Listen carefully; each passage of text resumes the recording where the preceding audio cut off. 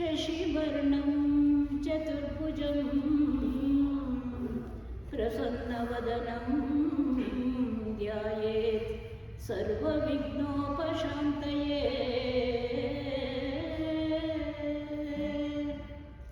नारायणं नमस्कृत्य नरं चैव नरोत्तमं देवीं सरस्वतीं व्यासं ततो जयमुदीरयेत्।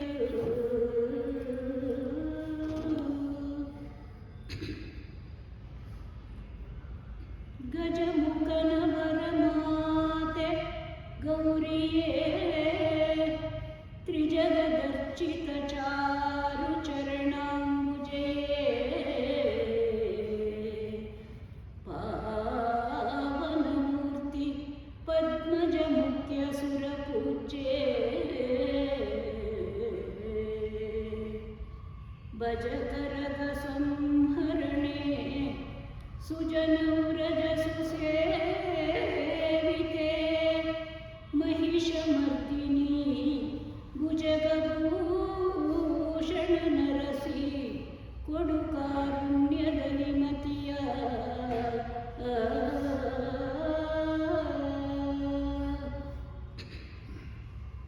शरदिसुते सनकादिवन्दिते शरदिसुते सनकादिवन्दिते सुरनरोरगमाते सुजनरपೊರೆಬದಾತೆ सुराग्रगण्यसुमौनि वरस्तुत्ये परमकरुणा सिन्धु पावनचरिते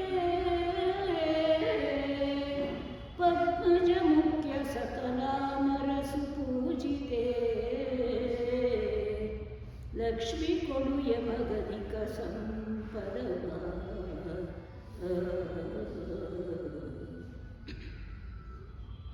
दुरित कुलगिरि वज्रगण्डनु दರೆಯ जङ्गममूर्ति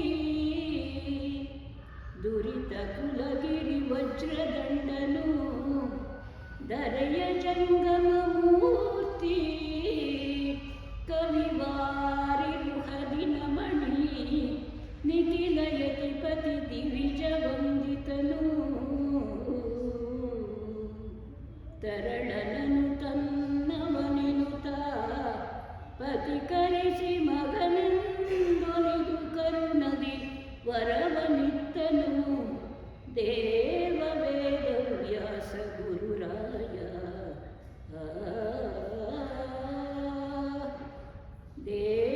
ದೇವವೇದವ್ಯಾಸ ಗುರುರಾಯ.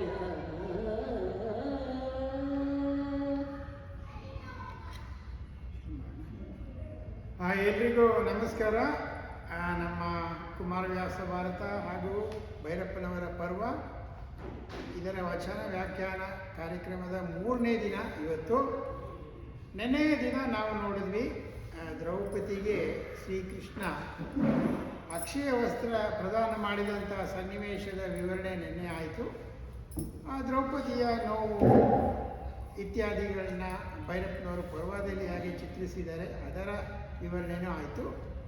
ಇವತ್ತಿಗೆ ಮುಂದುವರೆದು ಅರ್ಜುನನ ಪ್ರಸಂಗವನ್ನು ನಾವಿವತ್ತು ನೋಡೋಣ. ಇವತ್ತಿಗೆ ಮೊದಲಿಗೆ ಗೌರಿಯ ಸ್ತುತಿ ಆಯಿತು. ಗೌರಿಯ ಸ್ತುತಿ ಆದಮೇಲೆ ಲಕ್ಷ್ಮಿಯ ಸ್ತುತಿ ಆಯಿತು. ಲಕ್ಷ್ಮಿಯ ಸ್ತುತಿ ಆದಮೇಲೆ ವೇದವ್ಯಾಸರ ಸ್ತುತಿ ಆಯಿತು. ಕುಮಾರವ್ಯಾಸ ತನ್ನ ಪೀಠಿಕಾ ಸಂಧಿಯಲ್ಲಿ ಬರೆದಿರುವಂಥ ವೇದವ್ಯಾಸನ ಸ್ತುತಿ ಆಯಿತು. ಯಾಕೆ ಅಂದರೆ ಮೂಲತಃ ಭಾರತವನ್ನು ಬರೆದವರು ವೇದವ್ಯಾಸರು ಸಂಸ್ಕೃತದಲ್ಲಿ, ಅದನ್ನು ಕನ್ನಡದಲ್ಲಿ ರೂಪಾಂತರ ಮಾಡಿದವರು ನಮ್ಮ ಗದಗಿನ ನಾರಾಯಣಪ್ಪ ಅಥವಾ ಕುಮಾರವ್ಯಾಸ. ವ್ಯಾಸರು ಬರೆದಂಥ ಭಾರತವನ್ನೇ ಮರುಸೃಷ್ಟಿಸಿದ್ದರಿಂದ ಗದಗಿನ ನಾರಾಯಣಪ್ಪನವರಿಗೆ ಕುಮಾರವ್ಯಾಸ ಹಾಗೆ ಅಂತ ಹೆಸರಾಯಿತು. ಆ ಪ್ರಾರ್ಥನೆ ಆಗಿದೆ. ಇವಾಗ ಎಲ್ಲಿದ್ದೇವೆ ನಾವು ಕುಮಾರವ್ಯಾಸ ಭಾರತದಲ್ಲಿ ಅಂತಂದರೆ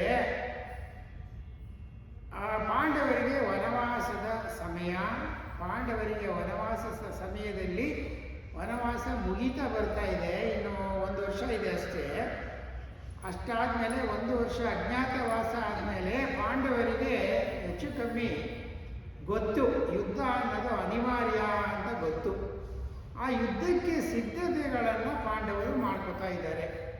ಆವಾಗ ಪಾಂಡವ ಹಿರಿಯನಾದಂಥ ಧರ್ಮರಾಯ ಅರ್ಜುನನಿಗೆ ಹೇಳ್ತಾನೆ, ಯುದ್ಧ ಅನಿವಾರ್ಯ, ಯುದ್ಧ ಸನ್ನಿಹಿತವಾಗಿಬಿಟ್ಟಿದೆ. ಏನು 1 ವರ್ಷ 2 ವರ್ಷ ಕಳೆದ್ರೆ ಯುದ್ಧ ಆಗಬೇಕು. ಆ ಯುದ್ಧ ಘೋರವಾದಂಥ ಯುದ್ಧ ಆಗುತ್ತೆ. ಹಾಗಾಗಿ ಆ ಯುದ್ಧವನ್ನು ನಾವು ಗೆಲ್ಲಬೇಕಾದ್ರೆ ಅಪೂರ್ವವಾದಂಥ ಶಸ್ತ್ರಾಸ್ತ್ರಗಳನ್ನು ನಾವು ಪಡ್ಕೋಬೇಕು. ಹಾಗೆ ಅಂತ ಹೇಳಿಬಿಟ್ಟು ಧರ್ಮರಾಯ ಹೇಳ್ತಾನೆ ಅರ್ಜುನನಿಗೆ, ನೀನು ಶಿವನನ್ನು ಕುರಿತು ತಪಸ್ಸು ಮಾಡು, ಶಿವನಿಂದ ನೀನು ಪಾಶುಪತಾಸ್ತ್ರವನ್ನು ಪಡೆದುಕೋ. ಪಾಶುಪತಾಸ್ತ್ರ ಅನ್ನೋದು ನಮ್ಮ ಹತ್ರ ಇದ್ದರೆ ನಮ್ಮನ್ನು ಜಯಿಸುವುದಕ್ಕೆ ಯಾರಿಂದಲೂ ಸಾಧ್ಯವಿಲ್ಲ. ಹಾಗೆ ಅಂತ ಅರ್ಜುನನಿಗೆ ಸಲಹೆಯನ್ನು ಕೊಡ್ತಾನೆ, ಅನುಜ್ಞೆಯನ್ನು ಕೊಡ್ತಾನೆ ಧರ್ಮರಾಯ. ಹಾಗಾಗಿ ಪಾಶುಪತಾಸ್ತ್ರವನ್ನು ಪಡೆಯಲಿಕ್ಕೆ, ಶಿವನನ್ನು ಒಲಿಸಿಕೊಳ್ಳುವುದಕ್ಕೆ, ತಪಸ್ಸು ಮಾಡುವುದಕ್ಕೆ ಅಂತ ಸನ್ಯಾಸಿಯ ಒಂದು ವೇಷವನ್ನು ಧರಿಸಿ ಅರ್ಜುನ ಹಿಮಾಲಯದ ತಪ್ಪಲಿಗೆ ತಪಸ್ಸನ್ನು ಮಾಡಲು ಹೊರಡ್ತಾನೆ. ಅಲ್ಲಿ ಇವತ್ತಿನ ಕಥೆ ಆರಂಭ.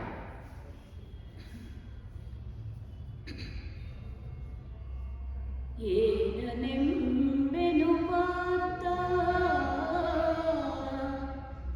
ಏನನೆಂಬೆನು ಪಾರ್ಥನ ಉಗ್ರತಮೋನಿದಾಗ ಜ್ವಾಲೆಯನು, ಸಂಧಾನವನು ತತ್ಪರಿಸರದ ಪಾವನ ತಪೋದನರ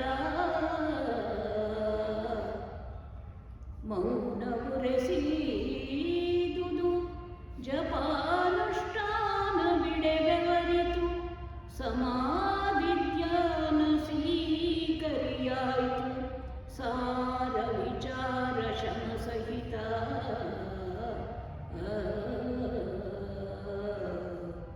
ತಪೋದನರ ಸಮಾಧಿಧ್ಯಾನ ಸ್ವೀಕರಿಯಾಯಿತು ಸಾರ ವಿಚಾರ ಶಮ ಸಹಿತ.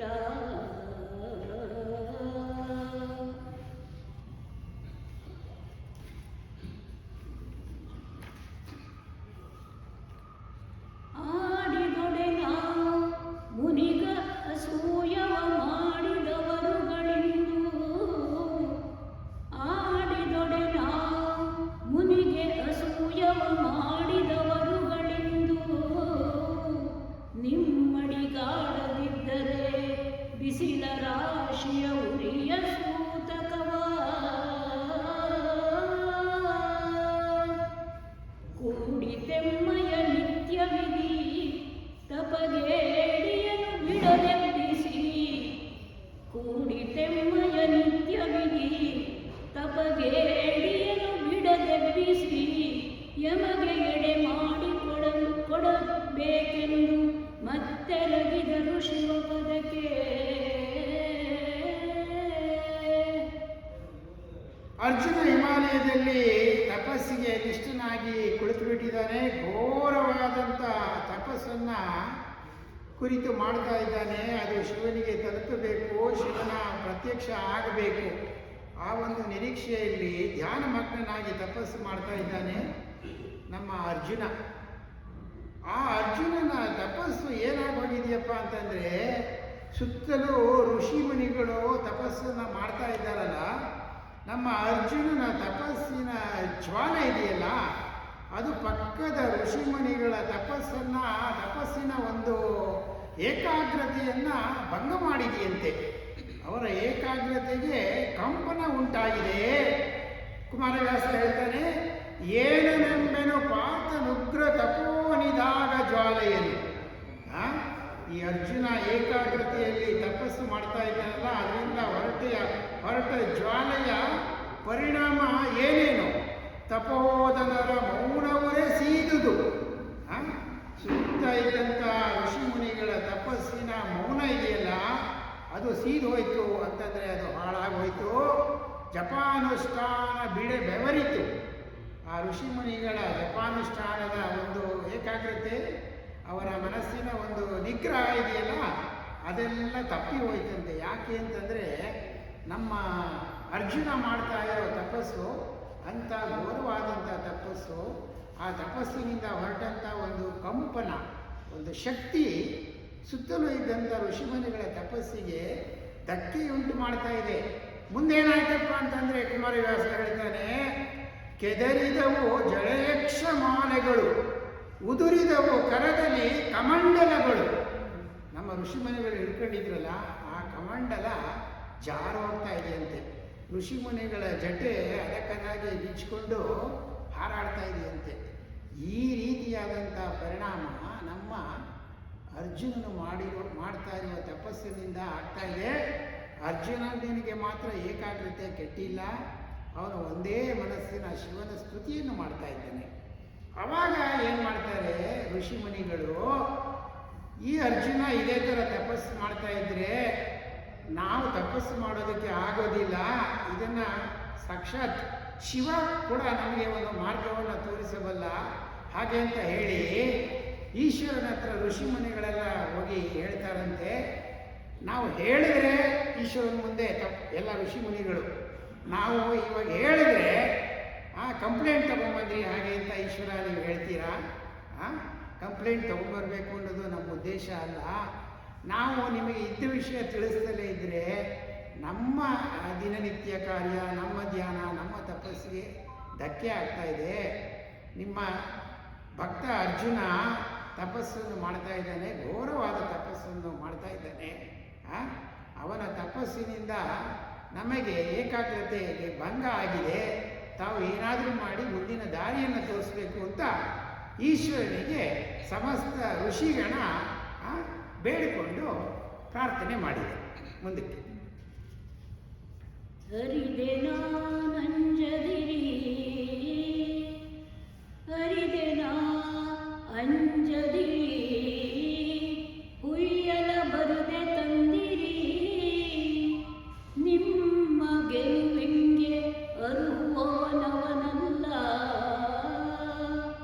ನಿಮ್ಮ ಗೆಲುವಿಂಗೆ ಅರುಹುವವನವನಲ್ಲ, ಬೇರಿಹುದು ಆತನ ಅಂಗವಣೆ, ಬೇರಿಹುದು ಆತನ ಅಂಗವಣೆ, ಅರುಹಲೇಕೆ ಭವತಪೋವನ ನೆರೆ ನಿಮಗೆ, ನಾನವನು ನೆಪ್ಪಿಸಿ ತರಹ ಮಾಡಿಸಿಕೊಡುವೆ ಎಂದನು ನಗುತ್ತ ಶಶಿಮೌಳಿ. ಭವತಪೋವನ ನೆರೆ ನಿಮಗೆ ನಾನನ ಅವನ ಎಪ್ಪಿಸಿ ತೆರಹ ಮಾಡಿಸಿಕೊಡುವೆ ನಿಂದನು ನಗುತ್ತ ಶಶಿಮೌಳಿ.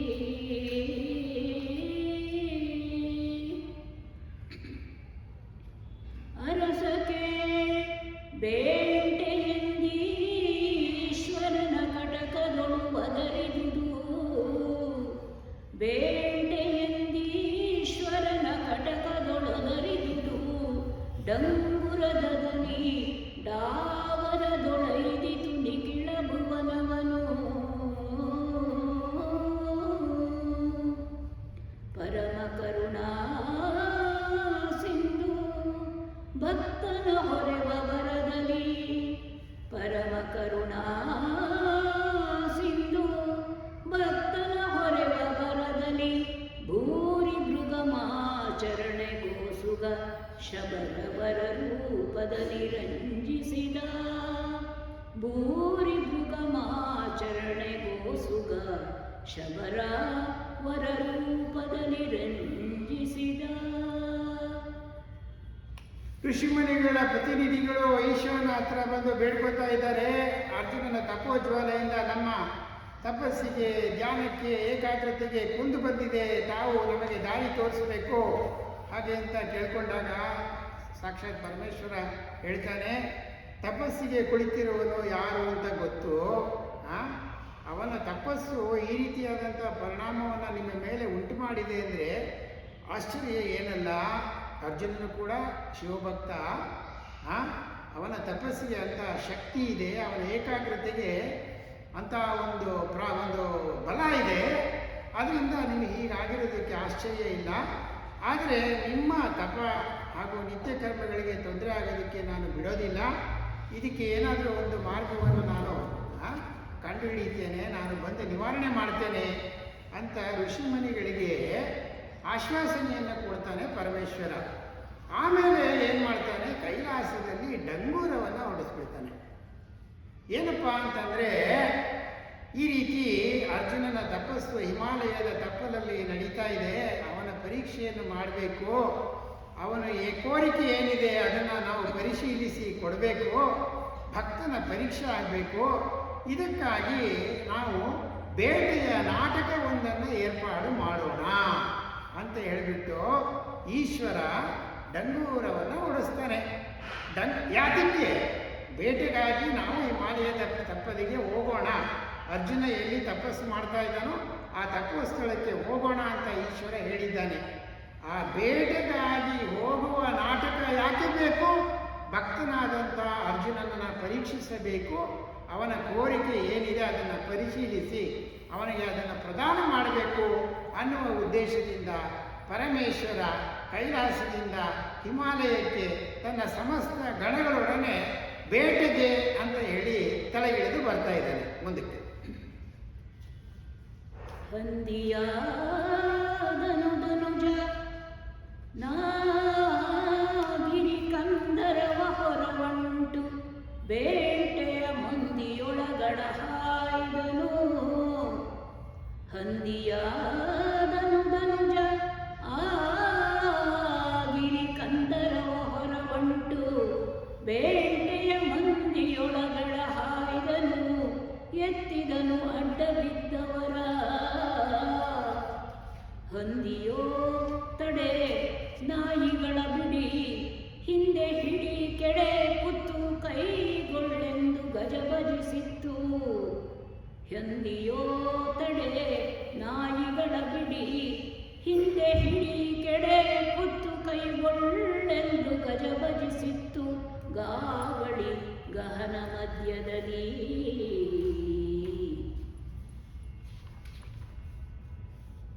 ಇದುವೇ ಸಮಯವಲ ಎನ್ನುತ್ತ ಹೂಡಿದನು ಬಾಣವನು. ಇದುವೇ ಸಮಯವಲ ಎನ್ನುತ್ತ ಹೂಡಿದನು ಬಾಣವನು. ಉಗಿದು ಪುರಾಯದಲ್ಲಿ ತೂಗಿ ಪಿನಾಕಿ ಎಚ್ಚನು ಮೂಕದಾನವನ.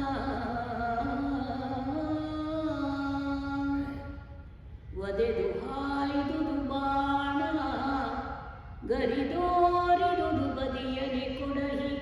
ಒದೆದು ಹಾಯ್ದುದು ಬಾಣ ಗರಿದೋರಿದುದು ಬದಿಯಲಿ ಕೊಡಹಿ.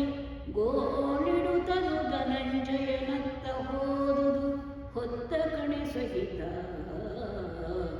ಗೋಳಿಡುತ್ತದು ಧನಂಜಯನತ್ತ ಹೋದುದು ಹೊತ್ತ ಕಣೆ ಸಹಿತ.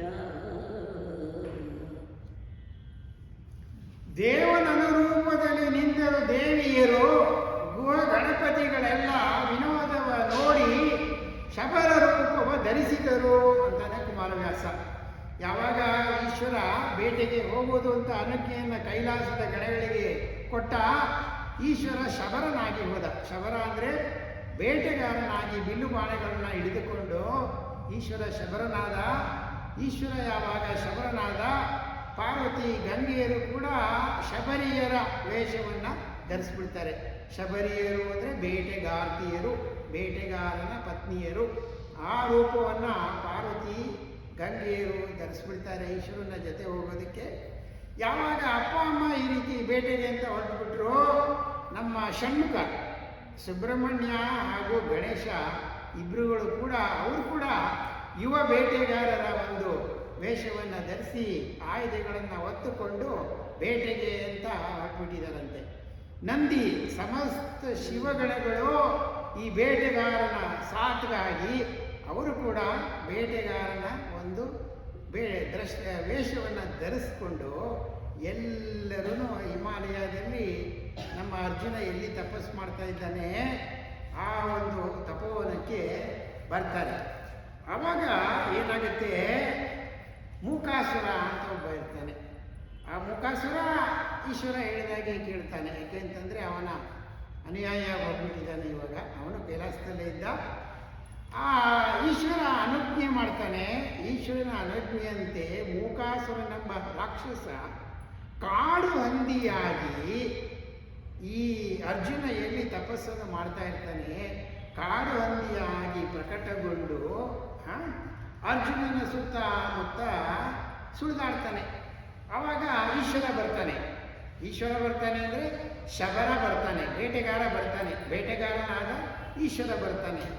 ಯಾವಾಗ ಹಂದಿ ಅರ್ಜುನನ ಸುತ್ತಮುತ್ತ ಸಂಚರಿಸುವುದನ್ನು ಕಾಣ್ತಾನೆ, ಆಗ ಆ ಈಶ್ವರನ ಗಣಗಳಿರ್ತಾರಲ್ಲ ಎಲ್ಲ ಶಬರ ವೇಷ ಧರಿಸಿ ಬೇಟೆಗಾರರಾಗಿ ಅವ್ರು ಹೇಳ್ತಾರಂತೆ, ಅದೋ ಹಂದಿ, ನಾಯಿಗಳನ್ನು ಬಿಡಿ, ಅದಕ್ಕೆ ಬಾಣವನ್ನು ಬಿಡಿ, ಅದನ್ನು ನಾವು ಇವಾಗ ಸಂಹಾರ ಮಾಡಬೇಕು ಹಾಗೆ ಅಂತ ಗಣಗಳೆಲ್ಲ ಬೇಟೆಯ ಒಂದು ನಗಾರಿಯನ್ನು ಜೈಬೇರಿಯನ್ನು ಬಾರಿಸ್ತಾರಂತೆ. ಮುಂದಕ್ಕೆ ಏನಾಗುತ್ತೆ?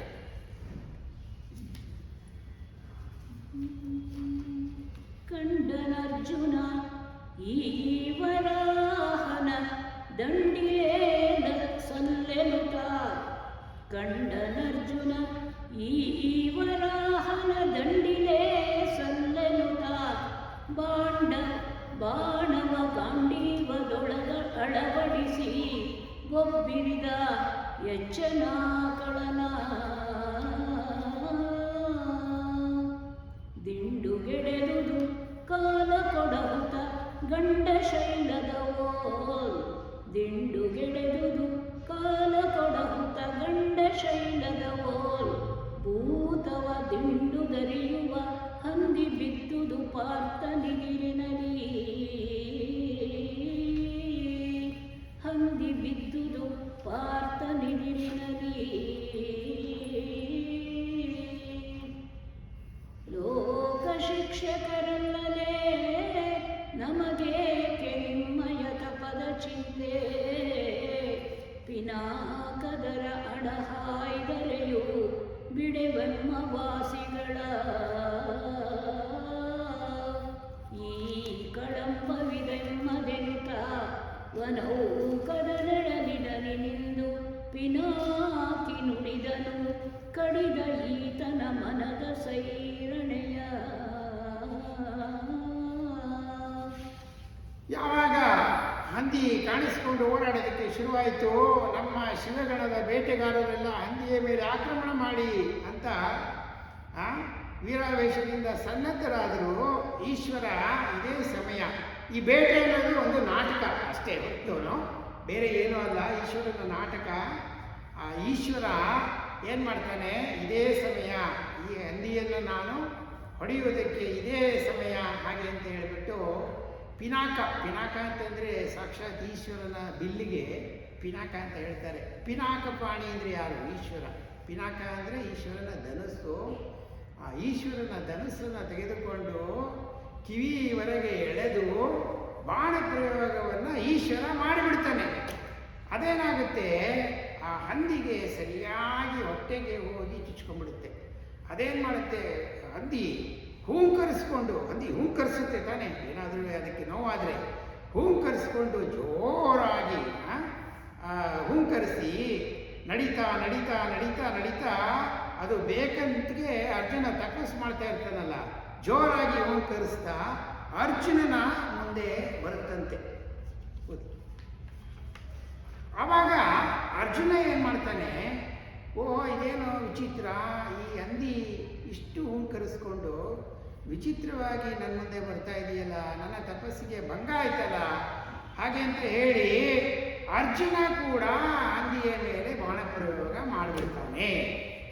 ಯಾವಾಗ ಅರ್ಜುನ ಹಂದಿಯ ಮೇಲೆ ಬಾಣಪ್ರಯೋಗ ಮಾಡಿಬಿಡ್ತಾನೆ, ಆ ಮೂಕಾಸುರ ಎಂಬ ಹಂದಿ ಬೇಕು ಅಂತಲೇ ತೆವಳ್ಕೊಂಡು ಬಂದು ಅರ್ಜುನನ ಮುಂದೆ ಬಂದು ಬಿದ್ದು ಪ್ರಾಣವನ್ನು ಬಿಟ್ಟು ಬಿಡುತ್ತೆ.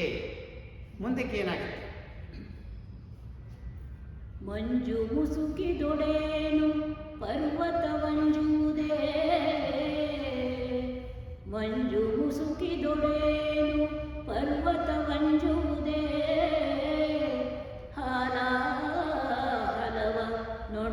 ನೆಂಜಲಿಸುವುದೇ ಬಡಬಶಿಕಿ ನೆನೆವುದೇ ತುಷಾರದಲ್ಲಿ ಕಂಜನಾಳದಿ ಕಟ್ಟು ಒಡೆವುದೇ ಕುಂಜರನು ಕಂಜನಾಳದಿ ಕಟ್ಟು ಒಡೆವುದೇ ಕುಂಜರನು ನರಶರದ ಜೋಡಿನ ಜುಂಜು ಒಡೆಯಲಿ ಜಾಹ್ನವೀದರ ಜಾರುಮನೆಯಂದ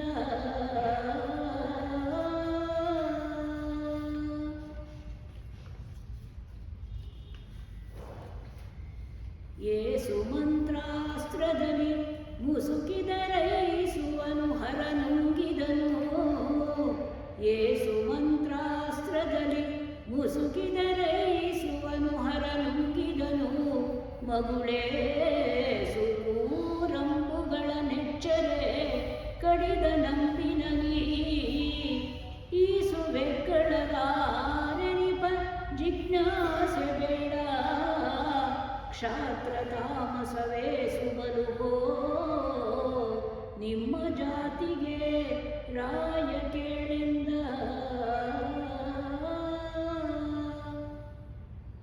ಮೂಕಾಸುರನೆಂಬ ಹಂದಿಗೆ ಮೊದಲು ಬಾಣ ಪ್ರಯೋಗ ಮಾಡಿದವನು ಸಾಕ್ಷಾತ್ ಈಶ್ವರ ಬೇಟೆಗಾರನ ವೇಷದಲ್ಲಿ.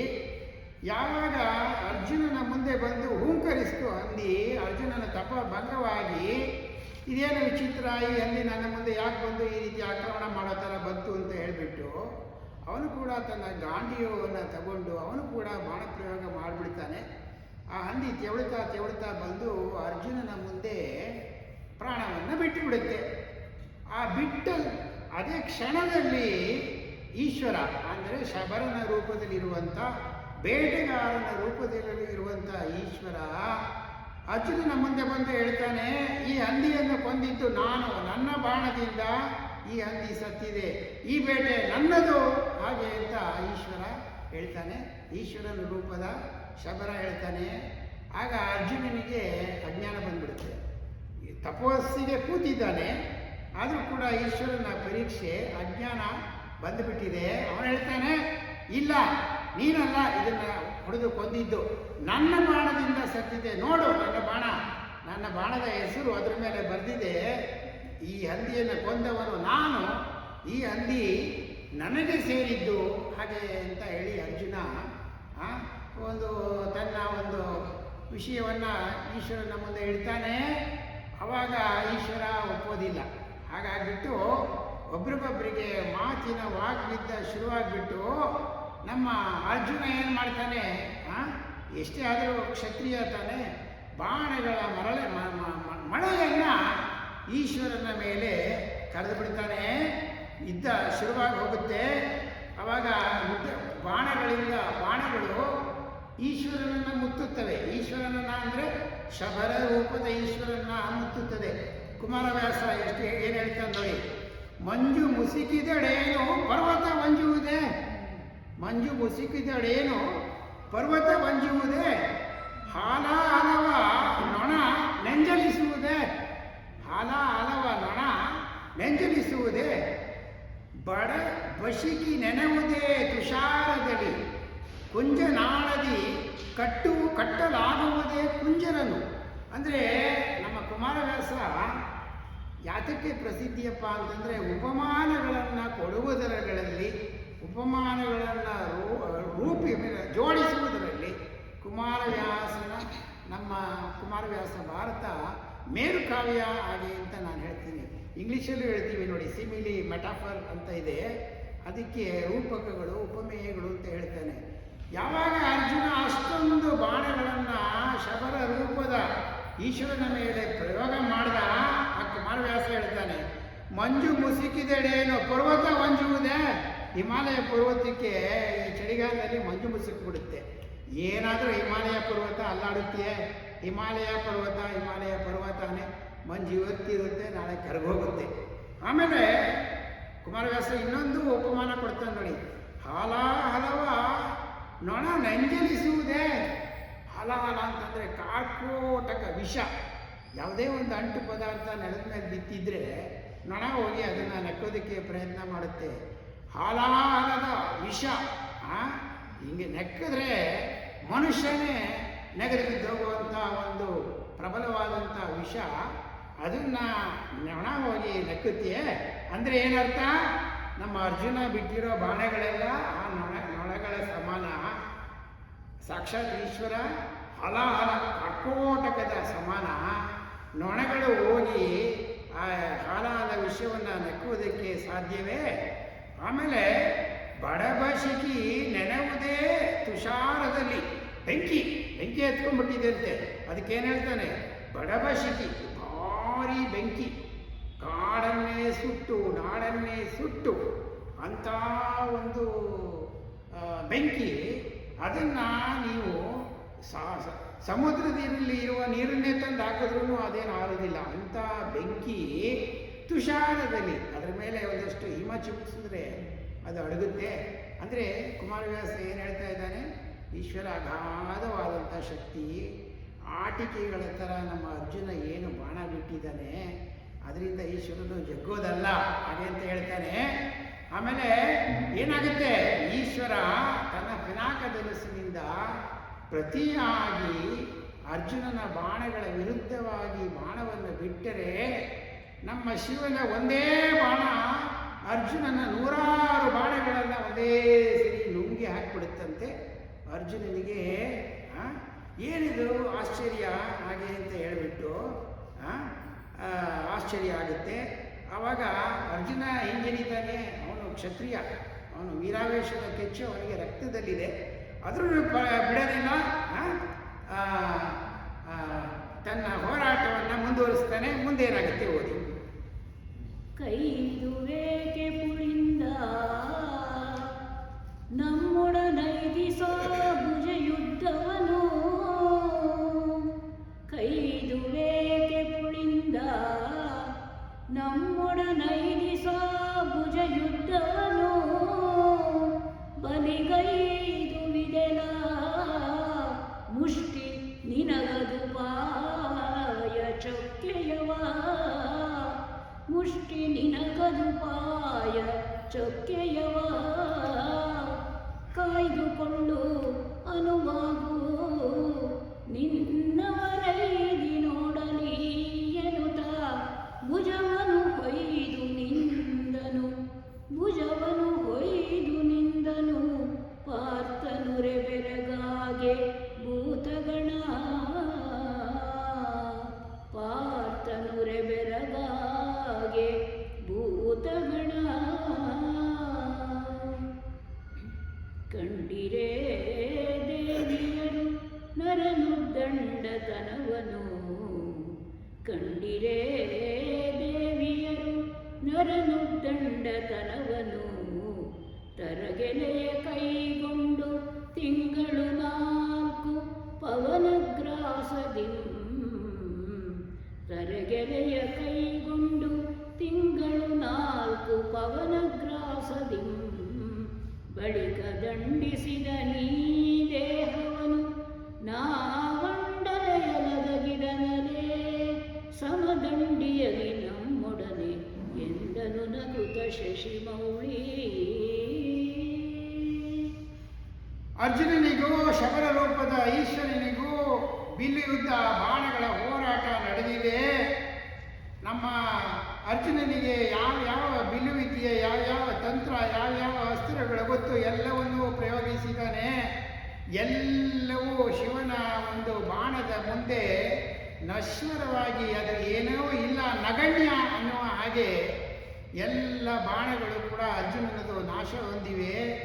ಆ ಈಶ್ವರನ ಒಂದು ಬೇಟೆಗಾರನ ಒಂದು ರೋಷ ತಗ್ಗೇ ಇಲ್ಲ. ಆವಾಗ ಅರ್ಜುನ ಹೇಳ್ತಾನಂತೆ, ಇಷ್ಟೆಲ್ಲ ಆಗಿ ತನ್ನ ಬಾಣ ಎಲ್ಲ ಸೋತೋಗಿ ಅಲ್ಲಾಡ್ತಾ ಇದ್ದೇನೋ ಅರ್ಜುನ ಹೇಳ್ತಾನಂತೆ, ಈ ಬಾಣಗಳ ಯುದ್ಧ ಸಾಕು. ನಿಜವಾದ ಶೌರ್ಯ ಅಂದರೆ ಮಲ್ಲ ಯುದ್ಧ. ಏ ಕಿರಾತ, ಏ ಶಬರ, ಬಾ ನನ್ನೊಡನೆ ಮಲ್ಲ ಯುದ್ಧವನ್ನು ಮಾಡು ಹಾಗೆ ಅಂತ ತೋಳುಗಳನ್ನು ತಟ್ತಾನಂತೆ ನಮ್ಮ ಈಶ್ವರ. ಆವಾಗ ಆ ಈಶ್ವರ ದೇವಿಯರಿಗೆ, ಗಂಗೆ ಪಾರ್ವತಿ ಬಂದಿದ್ದಾರಲ್ಲ, ಅವ್ರಿಗೆ ಹೇಳ್ತಾನಂತೆ, ಈ ಮನುಷ್ಯ 4 ತಿಂಗಳಿಂದ ತಪಸ್ಸು ಮಾಡ್ತಾ ಇದ್ದಾನೆ. 4 ತಿಂಗಳಿಂದ ಆಹಾರ ತಿಂದಿಲ್ಲ, ಇವನು ನೀರು ಕುಡಿದಿಲ್ಲ, ಬರೀ ಗಾಳಿ. ಅಷ್ಟು ನಿರ್ಬಲನಾದ್ರೂ 4 ತಿಂಗಳಿಂದ ಉಪವಾಸ ಇದ್ರೂ ಇವನ ರೋಷ ನೋಡು, ಇವನ ಕೆಚ್ಚನ್ನು ನೋಡು, ಗುಣಕ್ಕೆ ಒಲೆಬಾರದು, ಅರ್ಜುನ ವೀರ ಅಂತ ದೇವಿಯರಿಗೆ ಹೇಳ್ತಾನೆ. ಅಂದರೆ ಅದು ಕಿರಾತನ ಭಾಷೆಯಲ್ಲಿ ಹೇಳ್ತಾನೆ. ಅದು ದೇವಿಯರಿಗೆ ಅರ್ಥ ಆಗುತ್ತೆ, ನಮ್ಮ ಅರ್ಜುನನಿಗೆ ಅರ್ಥ ಆಗೋದಿಲ್ಲ.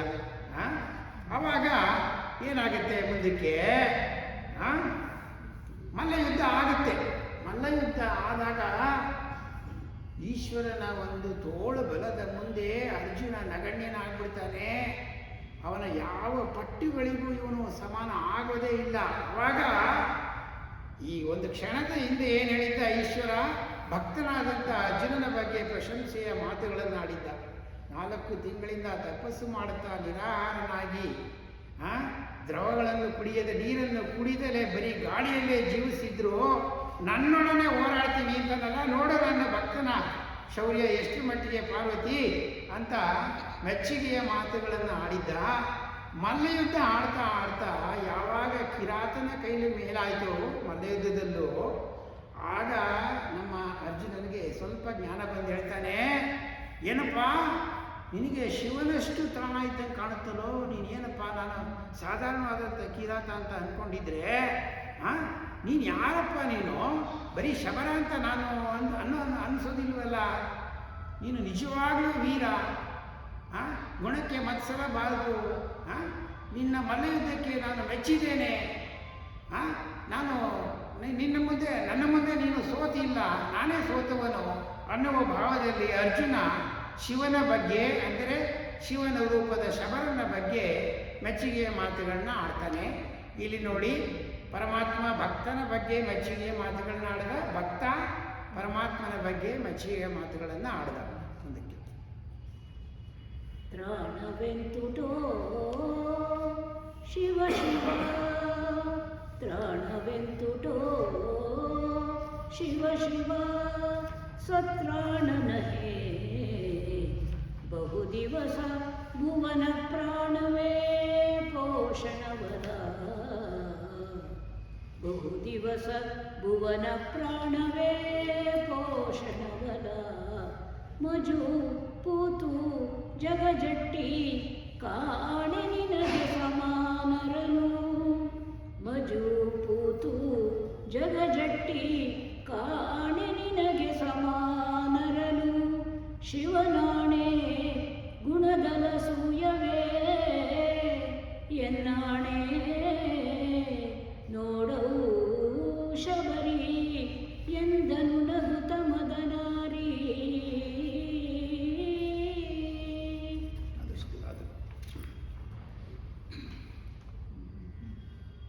ಹಂದಿಯೈ ತರಲೇಕೆ ಬನದ ಪುಳಿಂದ ನಲಿಸೆಣ ಸಾಗಲೇಕೆ, ಹಂದಿಯೈ ತರಲೇಕೆ ಬನದ ಪುಳಿಂದ ನಲಿಸೆಣ ಸಾಗಲೇಕೆ, ಪುಳಿಂದನೇ ಮಾನ್ಯಕನು ನಾವವ ಮಾನ್ಯರಾದೆವೆಲೆ, ಪುಳಿಂದನೇ ಮಾನ್ಯಕನು ನಾವವ ಮಾನ್ಯರಾದೆವೆಲೆ, ಇಂದು ಮೌಳಿ ಉಪೇಕ್ಷೆಯೋ ತಾನಿಂದು ಶಿವಪದ ಭಕ್ತಿ ಶೂನ್ಯನೋ, ತಾನಿಂದು ಶಿವಪದ ಭಕ್ತಿ ಶೂನ್ಯನೋ, ಮಂದ ಭಾಗ್ಯನು ತಾನರ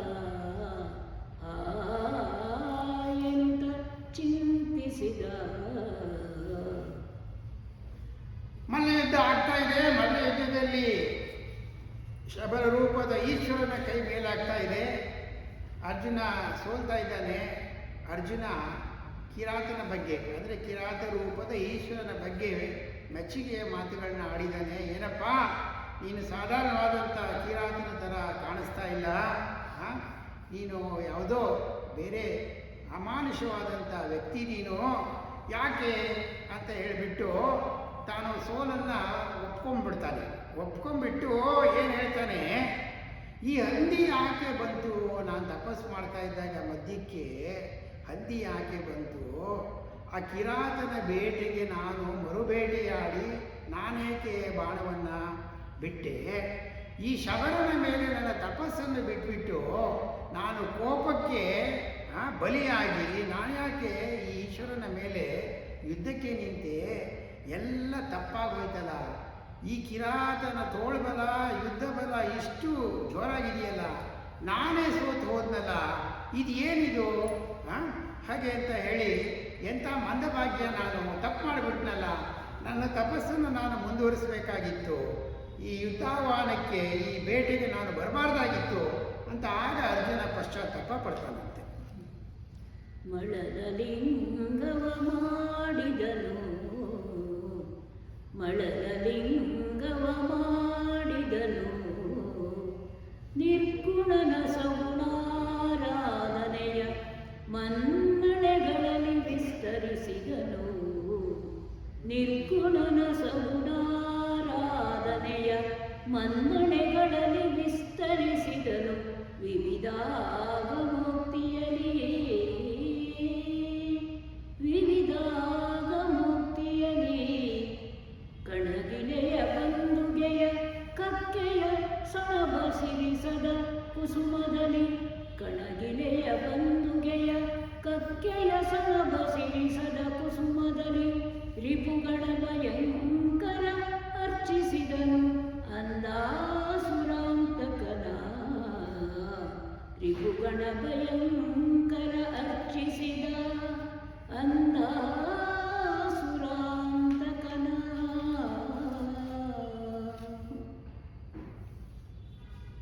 ಕಂಡನರ್ಜುನ ಈ ಕಿರಾತನ ಮಂಡೆಯಲಿ, ಕಂಡನರ್ಜುನ ಈ ಕಿರಾತನ ಮಂಡೆಯಲಿ, ತಾಮಳಲ ಲಿಂಗದ ಮಂಡೆಯಲಿ ಪೂಜಿಸಿದ ಬಹುವಿಧ ಕುಸುಮ ಮಂಜರಿಯ, ಲಿಂಗದ ಮಂಡೆಯಲಿ ಪೂಜಿಸಿದ ಬಹುವಿಧ ಕುಸುಮ ಮಂಜರಿಯ ಕಂಡನು,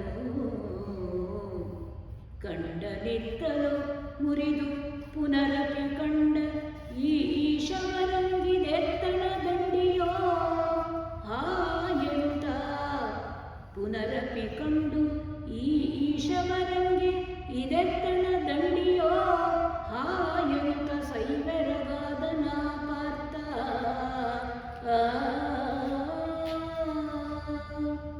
ತಪ್ಪು ಮಾಡಿಬಿಟ್ನಲ್ಲ, ನನ್ನ ತಪಸ್ಸಿನ ಏಕಾಗ್ರತೆಯನ್ನು ಕಳೆದುಕೊಂಡು ಚಂಚಲನಾಗ್ಬಿಟ್ನಲ್ಲ ಅಂತ ಪಶ್ಚಾತ್ತಾಪ ಬಂದು ಅರ್ಜುನ ಏನು ಮಾಡ್ತಾನೆ, ಮತ್ತೆ ಹತ್ತಿರ ಇದ್ದಂಥ ಮರಳಿನಲ್ಲಿ ಲಿಂಗವನ್ನು ಮಾಡಿ ಅಲ್ಲೇ ಹತ್ತಿರ ಹೋಗಿ ಒಂದು ಕಣಗಲೆ ಹೂವು, ದಾಸವಾಳದ ಹೂವು, ಗುಲಾಬಿ ಹೂವು ಎಲ್ಲವನ್ನು ತೆಗೆದುಕೊಂಡು ಬಂದು ಆ ಮರಳಿನ ಲಿಂಗಕ್ಕೆ ಈಶ್ವರನ ಸ್ತುತಿಯನ್ನು ಹೇಳಿಕೊಂಡು ಅರ್ಜುನ ಪೂಜೆಯನ್ನು ಮಾಡ್ತಾನಂತೆ. ತಾನು ತಂದಿದ್ದ ಹೂವುಗಳನ್ನು ಮರಳಿನ ಲಿಂಗಕ್ಕೆ ಅರ್ಪಿಸ್ತಾನಂತೆ. ಇದನ್ನು ಶಬರ ರೂಪದ ಈಶ್ವರ ನೋಡ್ತಾ ಇರ್ತಾನಂತೆ. ಇಲ್ಲಿಂದ ಒಂದೊಂದು ಹೂವನ್ನು ಮರಳಿನ ಲಿಂಗದ ಮೇಲೆ ಇಡ್ತಾ ಇದ್ದಾನಂತೆ. ನಮ್ಮ ಅರ್ಜುನ ಕತ್ತೆತ್ತಿ ನೋಡ್ತಾನಂತೆ. ಇವನು ಏನೇನು ಹೂವನ್ನು ಇಟ್ಟಿದ್ದಾನೆ ಅದೇ ಹೂವುಗಳು ಶಬರನ ತಲೆ ಮೇಲೆ ಕಾಣಿಸ್ತಾ ಇದೆಯಂತೆ. ಇದೇನಪ್ಪ ಆಶ್ಚರ್ಯ, ಹೀಗಾಗೋಯ್ತಲ್ಲ ಅಂತ ನಮ್ಮ ಅರ್ಜುನ ಆಶ್ಚರ್ಯಪಟ್ಟು ನೋಡ್ತಾ ಇದ್ದಾನೆ. ಅವನಿಗೆ ಈಗ ಈ ಕಿರಾತ ಸಾಮಾನ್ಯನಲ್ಲ ಅನ್ನುವಂಥ ಒಂದು ಅರಿವು ಬರುತ್ತೆ. 53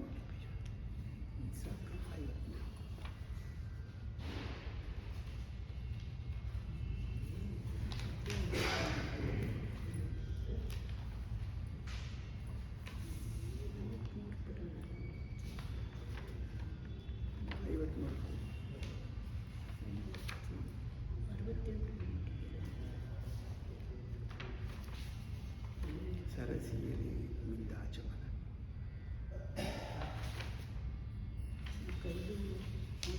ಇದನ್ನು ಓದಿದರು.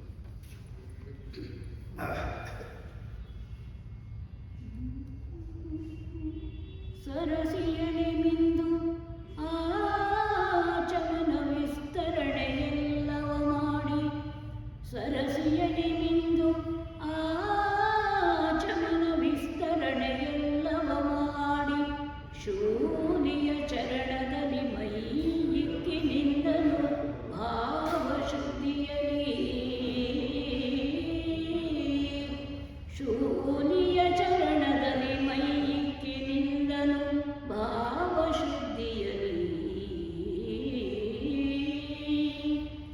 ಸರಳ ಸಂಗೋಪಾಂಗ ಮಂತ್ರೋಚ್ಚರಣ ಸಂಹೃತಿ ಮೋಕ್ಷವನ್ನು ವಿಸ್ತರಿಸುತ್ತ ರಹಸ್ಯದಲ್ಲಿ ಕೊಟ್ಟನು ಪಾಶುಪತ ಶರವ. ಸರಳ ಸಾಂಗೋಪಾಂಗ ಮಂತ್ರೋಚ್ಚರಣ ಸಂಹೃತಿ ಮೋಕ್ಷವನ್ನು ವಿಸ್ತರಿಸುತ್ತ ರಹಸ್ಯದಲ್ಲಿ ಕೊಟ್ಟನು ಪಾಶುಪತ ಶರವ.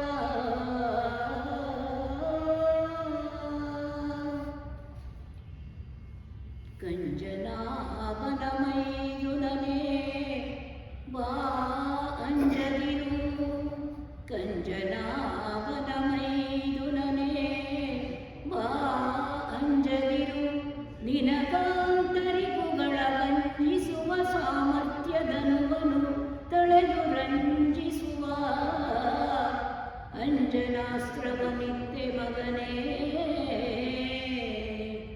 ಅಂಜನಾಸ್ತ್ರವನಿತ್ತೆ ಮಗನೇ.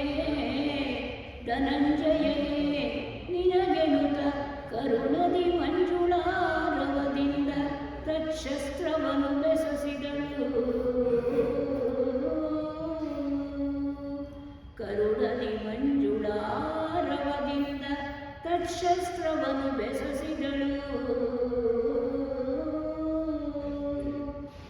ಯಾವಾಗ ಮರಳಲಿಂಗಕ್ಕೆ ಪೂಜೆ ಮಾಡಿದ ಸಕಲ ಪುಷ್ಪಗಳು ಮರಳಲಿಂಗಕ್ಕಲ್ಲ, ಅಲ್ಲಿ ಶಬರ ರೂಪದ ಈಶ್ವರನಿಗೆ ಅರ್ಪಣೆ ಆಗ್ತಾ ಇದೆ, ಅವನ ತಲೆಯ ಮೇಲೆ ಕಾಣಿಸ್ತಾ ಇದೆ ಅಂತ ಅಂದಾಗ ಅರ್ಜುನನಿಗೆ ಜ್ಞಾನೋದಯ ಆಗಿಬಿಟ್ಟು, ಅಪ್ಪ ನೀನು ಸಾಕ್ಷಾತ್ ಈಶ್ವರ ಅಂತ ಹೇಳಿಬಿಟ್ಟು ಅರ್ಜುನ ದೀರ್ಘದಂಡ ನಮಸ್ಕಾರವನ್ನು ಈಶ್ವರನಿಗೆ ಮಾಡ್ತಾನೆ.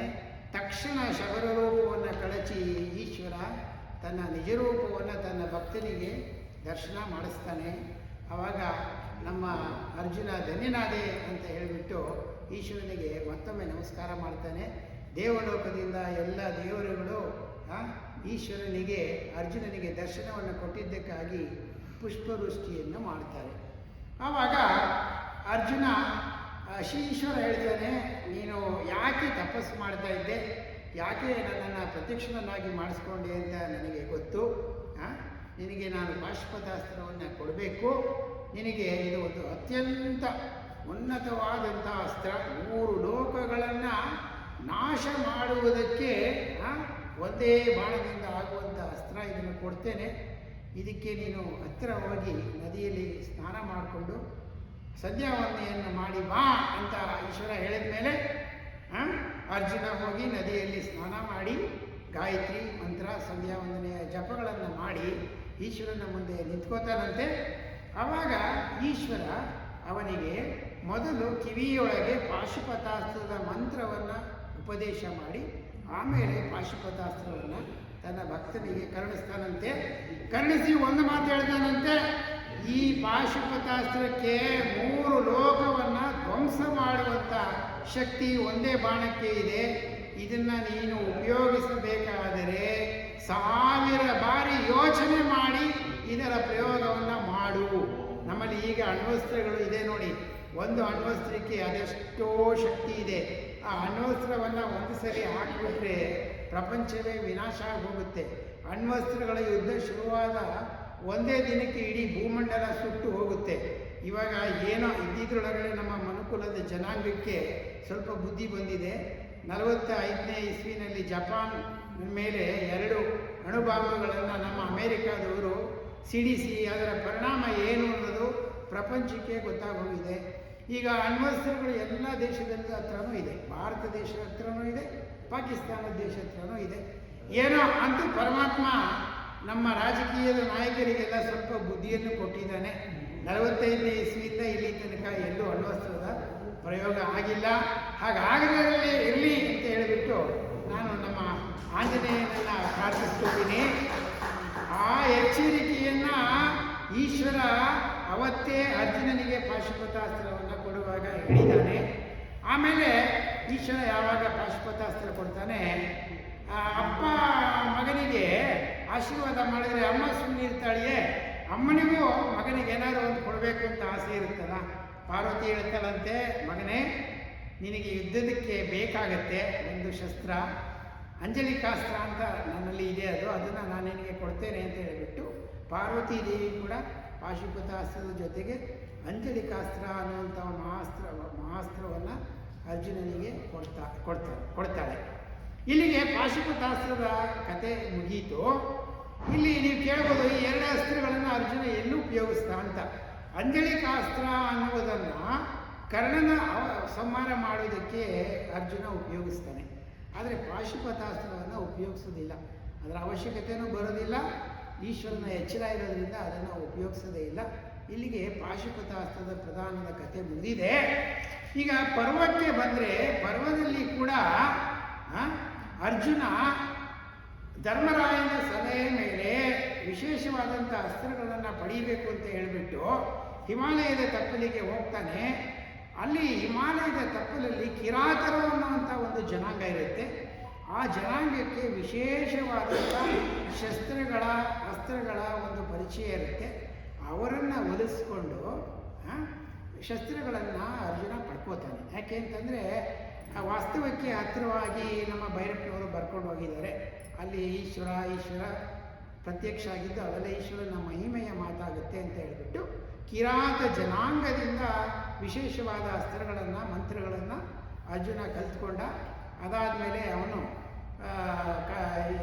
ದೇವಲೋಕಕ್ಕೆ ಹೋಗಿ ಇಂದ್ರನ ಆಸ್ಥಾನದಲ್ಲಿ ವಿಜಯ ಅನ್ನುವಂಥ ಬಿರುದನ್ನು ಪಡೆದ ಅಂತ ಎಲ್ಲ ಹೇಳ್ತಾರೆ. ಆಮೇಲೆ ನಮ್ಮ ಪರ್ವದಲ್ಲಿ ಅರ್ಜುನ ದ್ವಾರಕೆಗೆ ಹೋಗ್ತಾನೆ. ಕೃಷ್ಣನನ್ನು ಯುದ್ಧದಕ್ಕೆ ಬಂದು ನನ್ನ ಸಾರಥಿಯಾಗುವಂತ ಕೇಳೋದಕ್ಕೆ ದ್ವಾರಕೆಗೆ ಹೋಗ್ತಾನೆ. ದ್ವಾರಕೆಗೆ ಹೋಗ್ತಾ ಸುಭದ್ರೆಯನ್ನು ಕರ್ಕೊಂಡು ಹೋಗ್ತಾನೆ ಜೊತೆಗೆ. ಯಾಕೆ ಅಂದರೆ ಸುಭದ್ರೆ ಬಲರಾಮ ಕೃಷ್ಣರ ತಂಗಿ ತಾನೆ. ತಂಗಿ ಒಂದು ಮಾತು ಹೇಳಿದ್ರೆ ಬಲರಾಮ ಸೈನ್ಯವನ್ನು ಕೊಟ್ಟಾನೋ ಹಾಗೆ ಅಂತ ಹೇಳ್ತಾನೆ ಅಂದ್ಕೊಂಡು ಸುಭದ್ರೆ ಇನ್ನೇನು ದ್ವಾರಕೆ ಹತ್ರ ಸಿಗ್ತಾ ಇದೆ ಅನ್ನುವಾಗ ಅರ್ಜುನನಿಗೊಂದು ಮಾತು ಹೇಳ್ತಾಳಂತೆ, ಕೃಷ್ಣ ಏನೋ ನಿನ್ನ ಕಡೆಗೆ ಬರ್ಬೋದು, ಆದರೆ ಬಲರಾಮಂದು ಏನೂ ಖಾತ್ರಿ ಇಲ್ಲ. ಯಾಕೆ ಅಂದರೆ ಸಾಮಾನ್ಯ ಕೃಷ್ಣ ಏನು ಹೇಳ್ತಾನೆ ಬಲರಾಮ ಅದಕ್ಕೆ ವಿರುದ್ಧವಾಗಿ ಹೇಳ್ತಾನೆ. ಸುಭದ್ರೆ ನನ್ನನ್ನು ನೀನು ಕೃಷ್ಣನಿಗೆ ಕೊಡಬೇಕು ಅಂತ ನಿನಗೆ ಆಸೆ ಇತ್ತು, ನಮ್ಮಣ್ಣ ಬಲರಾಮನಿಗೆ ಇಷ್ಟ ಇದ್ದಿಲ್ಲ. ನನ್ನನ್ನು ದುರ್ಯೋಧನನಿಗೆ ಕೊಡಬೇಕು ಅಂತ ನನ್ನ ಶಿಷ್ಯನಿಗೆ ಅಂತ ಆಸೆ ಇತ್ತು. ಹಾಗಾಗಿ ಬಲರಾಮ ಕೃಷ್ಣ ಸ್ವಲ್ಪ ಎಣ್ಣೆ ಸೀಗೆಕಾಯಿ, ನಿನಗೆ ಸೈನ್ಯ ದಕ್ಕೋದು ಕಷ್ಟ. ಯಾಕೆ ಅಂದರೆ ಸೈನ್ಯದ ಹತೋಟಿ ಬಲರಾಮನಿಗೆ ಅಂತ ಹೇಳ್ತಾಳೆ. ಅಲ್ಲಿಗೆ ಅರ್ಜುನನ ಪ್ರಸಂಗ ಪರ್ವದಲ್ಲಿ ಮುಗಿಯುತ್ತೆ. ಮುಂದಕ್ಕೆ ಯಾದವ ಕುಲದ ಪ್ರಸಂಗ ಬರುತ್ತೆ.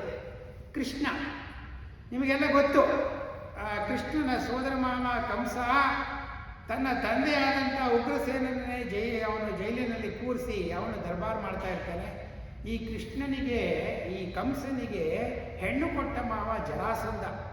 ಆ ಜರಾಸಂಧನ 2 ಹೆಣ್ಣು ಮಕ್ಕಳನ್ನು ಕಂಸನಿಗೆ ಕೊಟ್ಟು ಮದುವೆ ಮಾಡಿರ್ತಾನೆ. ಆ ಜರಾಸಂಧ ಏನು ಹೇಳ್ತಾ ಇರ್ತಾನೋ ಅದೇ ರೀತಿ ಅವನ ಸಲಹೆ ಮೇರೆಗೆ ಕಂಸ ತನ್ನ ದುರಾಡಳಿತವನ್ನು ಮಾಡ್ತಾ ಇರ್ತಾನೆ. ಯಾವಾಗ ತನ್ನ ತಂಗಿ ದೇವಕಿಯಲ್ಲಿ ಹುಟ್ಟುವ ಮಕ್ಕಳಿಂದ ತನಗೆ ಸಾವು ಅಂತ ಗೊತ್ತಾಗುತ್ತೆ, ತನ್ನ ಭಾವ ಹಾಗೂ ತಂಗಿಯನ್ನೇ ಜೈಲಿಗೆ ಹಾಕಿ ಅವಳಿಗೆ ಹುಟ್ಟಿದ ಮಕ್ಕಳನ್ನೆಲ್ಲ ನಾಶ ಮಾಡ್ತಾ ಬರ್ತಾನೆ. 8ನೇಯವನಾಗಿ ಕೃಷ್ಣ ಹುಟ್ಟುತ್ತಾನೆ. ದೇವದ ಒಂದು ಆಶೀರ್ವಾದ, ದೇವದ ಒಂದು ಮಹಿಮೆ, ವಸುದೇವ ಕ್ಷೇಮವಾಗಿ ಕೃಷ್ಣನನ್ನು ಹೋಗಿ ನಂದಗೋಕುಲದಲ್ಲಿ ಯಶೋದೆ ಮಡಿಲಿಗೆ ಹಾಕಿ ಬರ್ತಾನೆ. ಕೃಷ್ಣ ನಂದಗೋಕುಲದಲ್ಲಿ ಯಶೋಧಾ ಪುತ್ರನಾಗಿ ಬೆಳೀತಾನೆ. 18 ವರ್ಷ ಆದಮೇಲೆ ಮಥುರೆಗೆ ಬಂದು ಕಂಸನ ಸಂಹಾರವನ್ನು ಮಾಡ್ತಾನೆ. ಇದೆಲ್ಲ ಗೊತ್ತು. ಕಂಸನ ಸಂಹಾರ ಯಾವಾಗ ಆಗುತ್ತೆ, ಜರಾಸಂಧನಿಗೆ ಸಿಟ್ಟು ಬಂದ್ಬಿಡುತ್ತೆ. ಅಳಿಯನನ್ನು ಸಾಯಿಸ್ಬಿಟ್ನಲ್ಲ ಕೃಷ್ಣ ಅಂತ ಹೇಳಿಬಿಟ್ಟು 2 ಬಾರಿ ಬಿಹಾರ ಮಥುರೆಯಲ್ಲಿ 1000 ಮೈಲಿ ಬಿಹಾರ ಮಥುರಕ್ಕೆ ಆಗಿನ ಕಾಲದಲ್ಲಿ ಬಂದು 2 ಬಾರಿ ಪ್ರಬಲವಾದಂಥ ಆಕ್ರಮಣವನ್ನು ಮಥುರೆಯ ಮೇಲೆ ಮಾಡ್ತಾನೆ.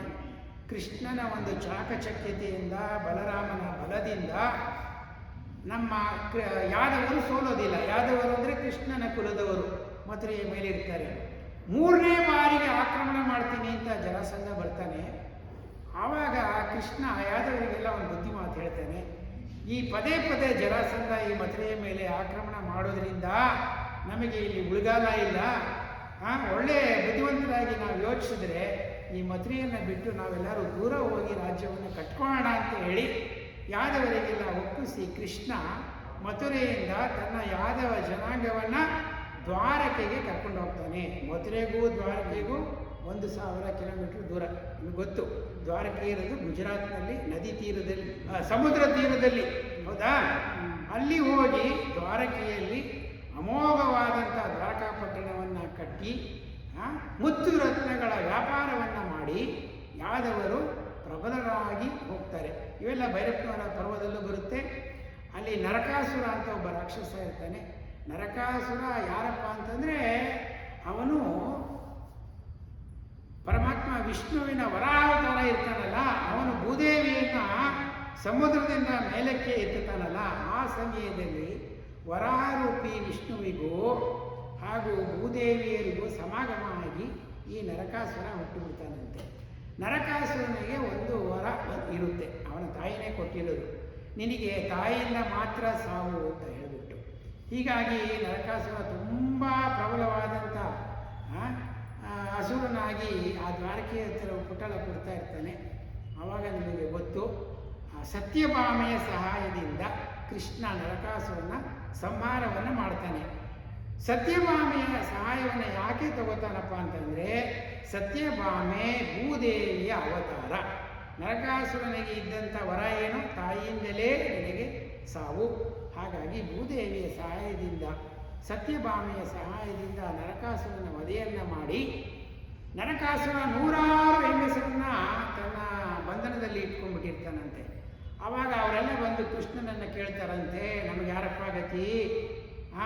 ನಮಗೆ ಜರಾಸಂಧ ನಮ್ಮ ನರಕಾಸುರನ ಹತ್ರನೂ ಒಳ್ಳೆಯ ಜೀವನ ಇಲ್ಲ, ನೀನು ನಮ್ಮನ್ನೆಲ್ಲ ಗೆದ್ದಿದೆಯಾ ಅಂತ ಹೇಳಿದಾಗ, ನಿಮ್ಮನ್ನು ನಾನು ಅಬಲೆಯರನ್ನಾಗಿ ಆಗೋದಕ್ಕೆ ಬಿಡೋದಿಲ್ಲ ಅಂದ್ಬಿಟ್ಟು ಅವರೆಲ್ಲರನ್ನೂ ಕೃಷ್ಣ ತಾನು ಮದುವೆ ಆಗ್ತಾನೆ.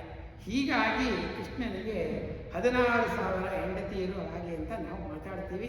ಅವನು ಆ್ಯಕ್ಚುಲಿ ಮಾಡಿದ್ದೇನಪ್ಪ ಅಂತಂದರೆ ಅಬಲೆಯರ ಒಂದು ವಿಮೋಚನೆ, ಅಬಲೆಯರಿಗೆ ಒಂದು ರಕ್ಷಣೆ, ಅವರಿಗೊಂದು ಜೀವನವನ್ನು ಕೊಡುವುದಕ್ಕಾಗಿ ಅಷ್ಟೊಂದು ಜನ ಹೆಂಡತಿಯರನ್ನ ಮದುವೆಯಾದ ಹಾಗೆ ಅಂತ. ಇವಾಗ ಕೃಷ್ಣ ದ್ವಾರಕೆಗೆ ಬಂದುಬಿಟ್ಟಿದ್ದಾನೆ. ಕೃಷ್ಣ ದ್ವಾರಕೆಗೆ ಬಂದು ಅಲ್ಲಿ ಪ್ರಬಲವಾದಂಥ ರಾಜ್ಯವನ್ನು ಕಟ್ಬಿಟ್ಟಿದ್ದಾನೆ. ಆದರೆ ಅವನಿಗೆ ಜರಾಸಂಧನ ಮೇಲೆ ಸೇಡಿದ್ದೇ ಇರುತ್ತೆ. ಜರಾಸಂಧ ಮಗಧದಿಂದ ಮಥುರೆಗೆ ಬಂದವನು ಮಗಧದಿಂದ ದ್ವಾರಕೆಗೆ ಬರೋದಿಲ್ಲ ಅಂತ ಏನು ಗ್ಯಾರಂಟಿ? ಅದಕ್ಕೋಗಿ ಜರಾಸಂಧನಿಗೆ ಒಂದು ಗತಿಯನ್ನು ಕಾಣಿಸ್ಬೇಕು ಅಂತ ಹೇಳಿ ಭೀಮ ಅರ್ಜುನರನ್ನು ಸೇರಿ ಒಂದು ಸಂಚು ರೂಪಿಸ್ತಾನೆ. ಆ ಜರಾಸಂಧ ವಧೆಯ ಪ್ರಸಂಗ ನಮ್ಮ ಕುಮಾರವ್ಯಾಸ ಭಾರತದಲ್ಲಿ ಆಗಿಬಿಡುತ್ತೆ, ಕೇಳು.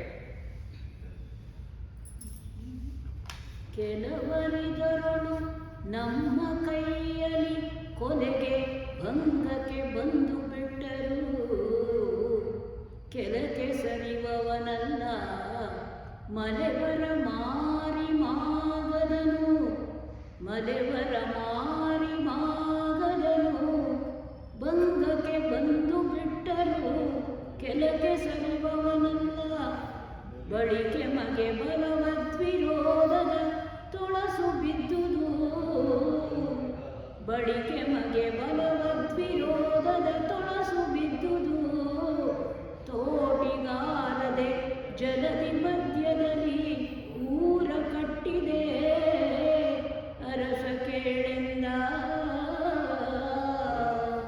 ತೋಟಿಗಾರದೆ ಜಲದಿ ಮಧ್ಯದಲ್ಲಿ ಊರ ಕಟ್ಟಿದೆ ವರಸ ಕೇಳೆಂದ.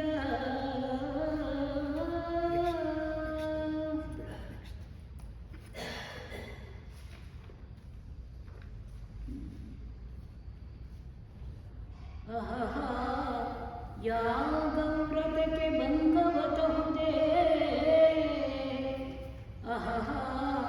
ಯಾಗವ್ರತಕ್ಕೆ ಭಂಗವತಹುದೇ, ಜಿಯ ಮುರಾರಿ ಕೃಪೆ ಸನ್ನಿಹಿತವಾಗಲಿ ಸಾಕು, ಮುರಾರಿ ಕೃಪೆ ಸನ್ನಿಹಿತವಾಗಲಿ ಸಾಕು, ನೋಡ ತನ್ನ ಕೈ ಗುಣವ, ನೋಡ ತನ್ನ ಕೈ ಗುಣವ, ಬಹ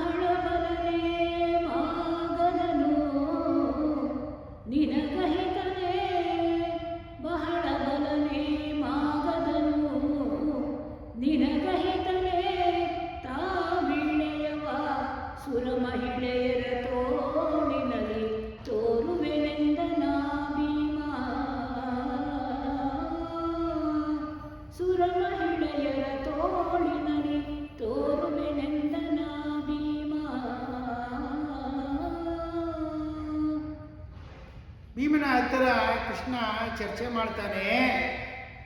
ಮಧುರೆಯನ್ನು ಬಿಟ್ಟು ದ್ವಾರಕೆಗೆ ಯಾದವ ಜನಾಂಗವನ್ನು ವಲಸೆ ಹೂಡಿಸಿಕೊಂಡು ಯಾಕೆ ಬಂದೆ ನಾನು ಅನ್ನುವಂಥ ಸನ್ನಿವೇಶವನ್ನೆಲ್ಲ ಕೃಷ್ಣ ನಮ್ಮ ಭೀಮನಿಗೆ ವಿವರಣೆ ಕೊಡ್ತಾ ಇದ್ದಾನೆ. ಯಾಕೆ ಅಂದರೆ ಕೃಷ್ಣನಿಗೆ ಚೆನ್ನಾಗಿ ಗೊತ್ತು, ಜರಾಸಂಧನ ವಧೆ ಆಗಬೇಕಾದ್ರೆ ಅದು ಭೀಮನ ಕೈಯಿಂದ ಮಾತ್ರ ಸಾಧ್ಯ. ಯಾಕೆಂದರೆ ಭೀಮ ವಾಯುಪುತ್ರ, ಮಹಾಬಲಶಾಲಿ ಅನ್ನುವುದು ಕೃಷ್ಣನಿಗೆ ಗೊತ್ತು. ಜರಾಸಂಧ ಕಂಸನ ಮಾವ. ಯಾವಾಗ ನಾನು ಕಂಸನನ್ನು ಸಂಹಾರ ಮಾಡಿ ಮಥುರೆಯನ್ನು ಬಿಡುಗಡೆಗೊಳಿಸಿ ಮತ್ತೆ ನಮ್ಮ ತಾತ ಆದಂಥ ಉಗ್ರಸೇನನಿಗೆ ಪಟ್ಟವನ್ನು ಕಟ್ಟಿದೆ, ಜರಾಸಂಧ ಕುಪಿತನಾಗಿ ಹೋದ. ಇನ್ನಿಲ್ಲದ ಉಪಟಳವನ್ನು ಬಾರಿ ಬಾರಿ ಜರಾಸಂಧ ನಮ್ಮ ಮಥುರೆಯ ಮೇಲೆ ದಂಡೆತ್ತಿ ಬಂದು ನಮಗೆ ಯುದ್ಧವನ್ನು ಮಾಡಿ ನಮ್ಮನ್ನು ಇಲ್ಲದ ಹಿಂಸೆಗೆ ನಮ್ಮನ್ನು ಗುರಿಯಾಗಿಸಿದ. ಆದರೆ ನಾನು ಬಲರಾಮ ಸೇರಿಕೊಂಡು ತಂತ್ರಗಳನ್ನು ಮಾಡಿಕೊಂಡು ಅವನ ಉಪಟಳವನ್ನು ಅವನ ಮತ್ತೆ ಮತ್ತೆ ದಂಡೆತ್ತಿ ಬಂದು ಯುದ್ಧವನ್ನು ಏನು ಮಾಡಿದ ಎಲ್ಲದರೊಳಗೂ ನಾವು ಜಯಿಸಿ ಯಾದವ ಕುಲದ ರಕ್ಷಣೆಯನ್ನು ಮಾಡಿಕೊಂಡೆವಿ. ಮತ್ತೆ ಯಾವಾಗ ನಮ್ಮ ಮಗಧದ ಜರಾಸಂಧ ಭಾರೀ ಸೈನ್ಯವನ್ನು ತೆಗೆದುಕೊಂಡು ಬರ್ತಾ ಇದ್ದಾನೆ ಅಂತ ನಮಗೆ ಗುಪ್ತಚರದ ಮುಖಾಂತರ ಸೂಚನೆ ಸಿಕ್ತು. ಈ ಬಾರಿ ನಮಗೆ ಸೋಲಾಗಬಹುದು. ಯಾದವ ಜನಾಂಗ ಅಂದರೆ ಕೃಷ್ಣನ ಜನಾಂಗಕ್ಕೆ ಯಾದವ ಜನಾಂಗ ಅಂತ ಹೇಳ್ತಾರೆ. ಯಾದವ ಜನಾಂಗಕ್ಕೆ ಕುತ್ತು ಬರಬಹುದು ಅಂತ ನಾವು ಮುಂದಾಲೋಚನೆಯನ್ನು ಮಾಡಿ ಆ ಜರಾಸಂಧನ ಸೈನ್ಯ ಮಥುರೆಗೆ ಬಂದು ಮುತ್ತಿಗೆ ಹಾಕುವುದಕ್ಕೆ ಮುಂಚೆನೇ ನಾನು ಯಾದವ ಜನಾಂಗದ ಎಲ್ಲರಿಗೂ ಬುದ್ಧಿಯನ್ನು ಹೇಳಿ ಬಲರಾಮನನ್ನು ಒಪ್ಪಿಸಿ ನಾವೆಲ್ಲ ದ್ವಾರಕೆಗೆ ಬಂದು ದ್ವಾರಕೆಯಲ್ಲಿ ಹೊಸ ರಾಜ್ಯವನ್ನು ಕಟ್ಟಿ ಹೊಸ ಪಟ್ಟಣವನ್ನು ಕಟ್ಟಿ ಅಲ್ಲಿ ಸಮುದ್ರದ ಮುತ್ತು ರತ್ನಗಳ ವ್ಯಾಪಾರ ಮಾಡ್ತಾ ಇದ್ರಂತೆ ಕೃಷ್ಣ ಬಲರಾಮ ಯಾದವರು ದ್ವಾರಕೆಯಲ್ಲಿ. ದ್ವಾರಕೆ ಅಂದರೆ ಸಮುದ್ರ, ಅಲ್ಲಿಂದ ಮುಂದಕ್ಕೆ ಆರಿ ಸಮುದ್ರ, ಅರಬ್ಬಿ ಸಮುದ್ರ ಬರುತ್ತೆ ತಾನೇ ಈ ಕಡೆ, ಬಂಗಾಳ ಯಾವುದು ಅರಬ್ಬಿ ಸಮುದ್ರ ಬರುತ್ತೆ, ಅಲ್ಲಿ ವ್ಯಾಪಾರ ಮಾಡ್ತಾ ಇದ್ರಂತೆ. ಆ ವಿಷಯವನ್ನೆಲ್ಲ ಭೀಮನಿಗೆ ಹೇಳ್ತಾನೆ. ಹೀಗಾಗಿ ಭೀಮ ಜರಾಸಂಧ ಈಗಲೂ ಸಮಸ್ತ ನಮ್ಮ ಆರ್ಯಾವೃತ್ತದ ಯಾವ್ಯಾವ ರಾಜರಿದ್ದಾರೆ, ತ್ರಿಗರ್ತರಿದ್ದಾರೆ, ಬಾಳಿಕರಿದ್ದಾರೆ, ಎಲ್ಲರನ್ನು 101 ರಾಜರನ್ನು ಸೆರೆಯಲ್ಲಿಟ್ಟುಕೊಂಡಿದ್ದಾನೆ. ಅವನನ್ನು ನಾವು ಸಂಹಾರ ಮಾಡಬೇಕು ಅಂತ ಹೇಳಿದಾಗ ಭೀಮ ನನಗೆ ವಿಳಯವನ್ನು ಕೊಡು, ನನಗೊಂದು ಅವಕಾಶವನ್ನು ಕೊಡು, ನಾನು ಜರಾಸಂಧನ ಸಂಹಾರವನ್ನು ಮಾಡಬಲ್ಲೆ ಅನ್ನುವಂಥ ಆಶ್ವಾಸನೆಯನ್ನು ಕೃಷ್ಣನಿಗೆ ಕೊಡ್ತಾನೆ. ಯಮಗೆ ಭೀಮಾರ್ಜುನರ ಕೊಡು ರಿಪುರಮಣಿಯರ ಶ್ರೀಮಂತ ಮಣಿಗಳ ನಿಮಿಷದಲ್ಲಿ ತರಿಸುವೆನು. ಯಮಗೆ ಭೀಮಾರ್ಜುನರ ಕೊಡು ರಿಪುರಮಣಿಯರ ಶ್ರೀಮಂತ ಮಣಿಗಳ ನಿಮಿಷದಲ್ಲಿ ತರಿಸುವೆನು. ಹರಿಸುವೆನು ಅಹಿತ ಭೂಮಿ ಪರ ಸಮರ ಜಯವೆನ್ನಾಯಿತು. ಯಜ್ಞೋದ್ಯಮಕ್ಕೆ ನಿಷ್ಪ್ರತ್ಯೂಹವಿನ್ನು ಸಮರ ಜಯವೆನ್ನಾಯಿತು. ಯಜ್ಞೋದ್ಯಮಕ್ಕೆ ನಿಷ್ಪ್ರತ್ಯೂಹವಿನ್ನು ಭ್ರಮೆಯ ಮಾಡದಿರೆಂದು ದ್ರುಪದಿಗೆ ನುಡಿದನ ಸುರಾರಿ.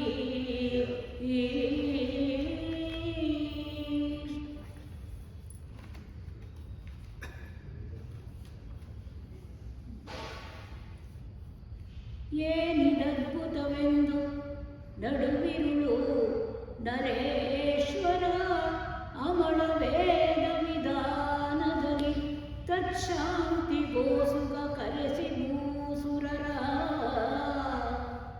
ಏನಿದದ್ಭುತವೆಂದು ನಡುವಿರುಳು ಆ ನರೇಶ್ವರ ಅಮಳ ವೇದ ವಿಧಾನದಲ್ಲಿ ತತ್ಶಾಂತಿ ಗೋಸುಗ ಕರೆಸಿ ಭೂಸುರರ.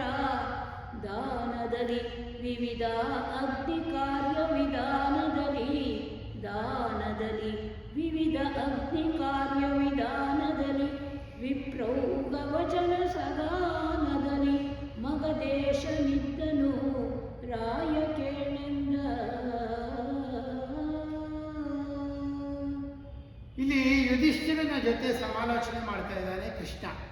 ಈ ಕೃಷ್ಣ ಭೀಮನ ಸಹಾಯವನ್ನು ತೆಗೆದುಕೊಂಡು ಜರಾಸಂಧನ ವಧೆಯನ್ನು ಮಾಡಬೇಕು ಅಂತ ಯಾಕೆ ಸಂಚು ರೂಪಿಸಿದ್ದಾನೆ ಅಂದರೆ ಇದರೊಳಗೂ ಒಂದು ಸೂಕ್ಷ್ಮ ಇದೆ. ನಮ್ಮ ಕೃಷ್ಣನಿಗೆ ಪಾಂಡವರೆಲ್ಲ ಸೋದರಳಿಯಂದರು, ಹೌದಾನೆ. ಆಮೇಲೆ ನಮ್ಮ ಅರ್ಜುನ ಕೃಷ್ಣನ ಭಾವ, ಸುಭದ್ರೆಯ ಗಂಡ. ಹಾಗಾಗಿ ಪಾಂಡವರಿಗೂ ಕೃಷ್ಣನಿಗೂ ಅವಿನಾಭಾವ ಸಂಬಂಧ. ಅರ್ಜುನ ಕೃಷ್ಣರ ಜೋಡಿಯನ್ನು ನರನಾರಾಯಣರ ಜೋಡಿ ಹಾಗೆ ಅಂತ. ಆಗ ತಾನೇ ನಮ್ಮ ಪಾಂಡವರಿಗೆ ಧೃತರಾಷ್ಟ್ರನಿಂದ ಕಾಂಡವ ಪ್ರಸ್ಥ ಅನ್ನುವಂಥ ಒಂದು ಭೂಭಾಗ ಸಿಕ್ಕಿರುತ್ತೆ. ಕಾಂಡವ ಪ್ರಸ್ಥ ಅಂದರೆ ಒಂದು ಬಂಜರು ಕಾಡು.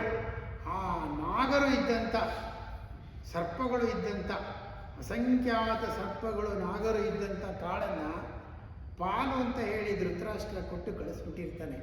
ಕೃಷ್ಣನಿಗೆ ಒಂದು ಆಸೆ, ನಮ್ಮ ಪಾಂಡವರಿಗೆ ಕಾಂಡವ ಪ್ರಸ್ಥದಲ್ಲಿ ಇಡೀ ಪ್ರಪಂಚ ಬೆರಗಾಗುವಂಥ ಒಂದು ಪಟ್ಟಣವನ್ನು ಕಟ್ಟಿಕೊಡಬೇಕು, ದುರ್ಯೋಧನ ಧೃತರಾಷ್ಟ್ರನ ಕಣ್ಣು ಪೂರೈಸುವಂತೆ ನಮ್ಮ ಪಾಂಡವರ ಹತ್ರ ರಾಜಸೂಯ ಯಾಗವನ್ನು ಮಾಡಿಸ್ಬೇಕು ಅನ್ನುವಂಥ ಒಂದು ಸಂಕಲ್ಪ ಕೃಷ್ಣನಲ್ಲಿರುತ್ತೆ.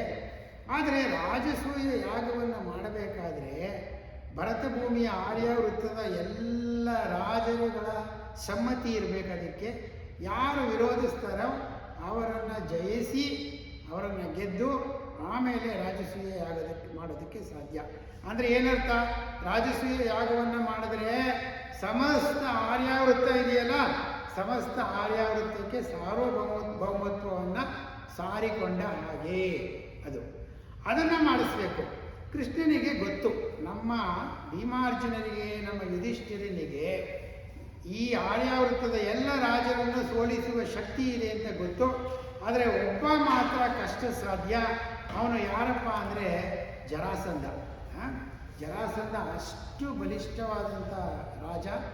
ಅವನು 101 ರಾಜರುಗಳನ್ನು ಬಂಧನದಲ್ಲಿ ಇಟ್ಕೊಂಡಿರೋದ್ರಿಂದ ಅವನನ್ನು ಏನಾದರೂ ಮಾಡಿ ವಧೆ ಮಾಡಬೇಕು ಅನ್ನೋದು ಕೃಷ್ಣನ ಸಂಚು. ಆವಾಗ ಯುಧಿಷ್ಠಿರನನ್ನು ಕೇಳ್ತಾನೆ, ಜರಾಸಂಧನ ವಧೆಯನ್ನು ಮಾಡಬೇಕು, ಮುಂದೆ ನಾವು ಮಾರ್ಗ ಸುಲಲಿತ ಆಗಬೇಕು.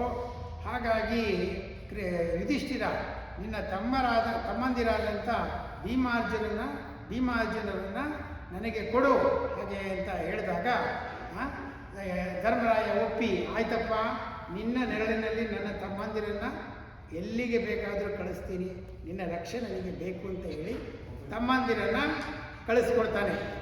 ಆಮೇಲೆ ಮುಂದೆ ಏನಾಗುತ್ತೆ? ಮಥುರೆಯಿಂದ ಹಸ್ತಿನಾವತಿ ಹತ್ರ ಇದ್ದರು ನಮ್ಮ ಪಾಂಡವರು. ಅವರನ್ನು ಮಥುರೆಯಿಂದ ಅಲ್ಲಿಗೆ ಹೋಗಿ ನಮ್ಮ ಪಾಂಡವರ ತಮ್ಮಂದಿರಾದಂಥ ಭೀಮಾರ್ಜುನನ್ನು ಕರೆದುಕೊಂಡು ಮಗಧಕ್ಕೆ ಹೊರಡ್ತಾನೆ. ಯಾರು? ಕೃಷ್ಣ. 3 ಜನ ಬ್ರಾಹ್ಮಣರ ವೇಷವನ್ನು ಹಾಕ್ಕೊಂಡು ಮಗಧಕ್ಕೆ ಪ್ರಯಾಣ ಮಾಡ್ತಾರೆ. ಹಸ್ತಿನಾವತಿ ಇರೋದು ದಿಲ್ಲಿ ಹತ್ರ, ಮೈರತ್ ಅದು ಹಸ್ತಿನಾವತಿ. ಮಗಧ ಇರೋದು ಬಿಹಾರ. ಅಲ್ಲಿಂದ ಅಲ್ಲಿಗೆ ಸುಮಾರು 1000 ಕಿಲೋಮೀಟ್ರು. ಅಲ್ಲಿಂದ ಅಲ್ಲಿಗೆ ಪ್ರಯಾಣ ಮಾಡಿ ಮಗಧ ದೇಶವನ್ನು ಸೇರ್ತಾರಂತೆ. ಅಷ್ಟೊತ್ತಿಗೆ ರಾತ್ರಿ ಆಗಿರುತ್ತಂತೆ.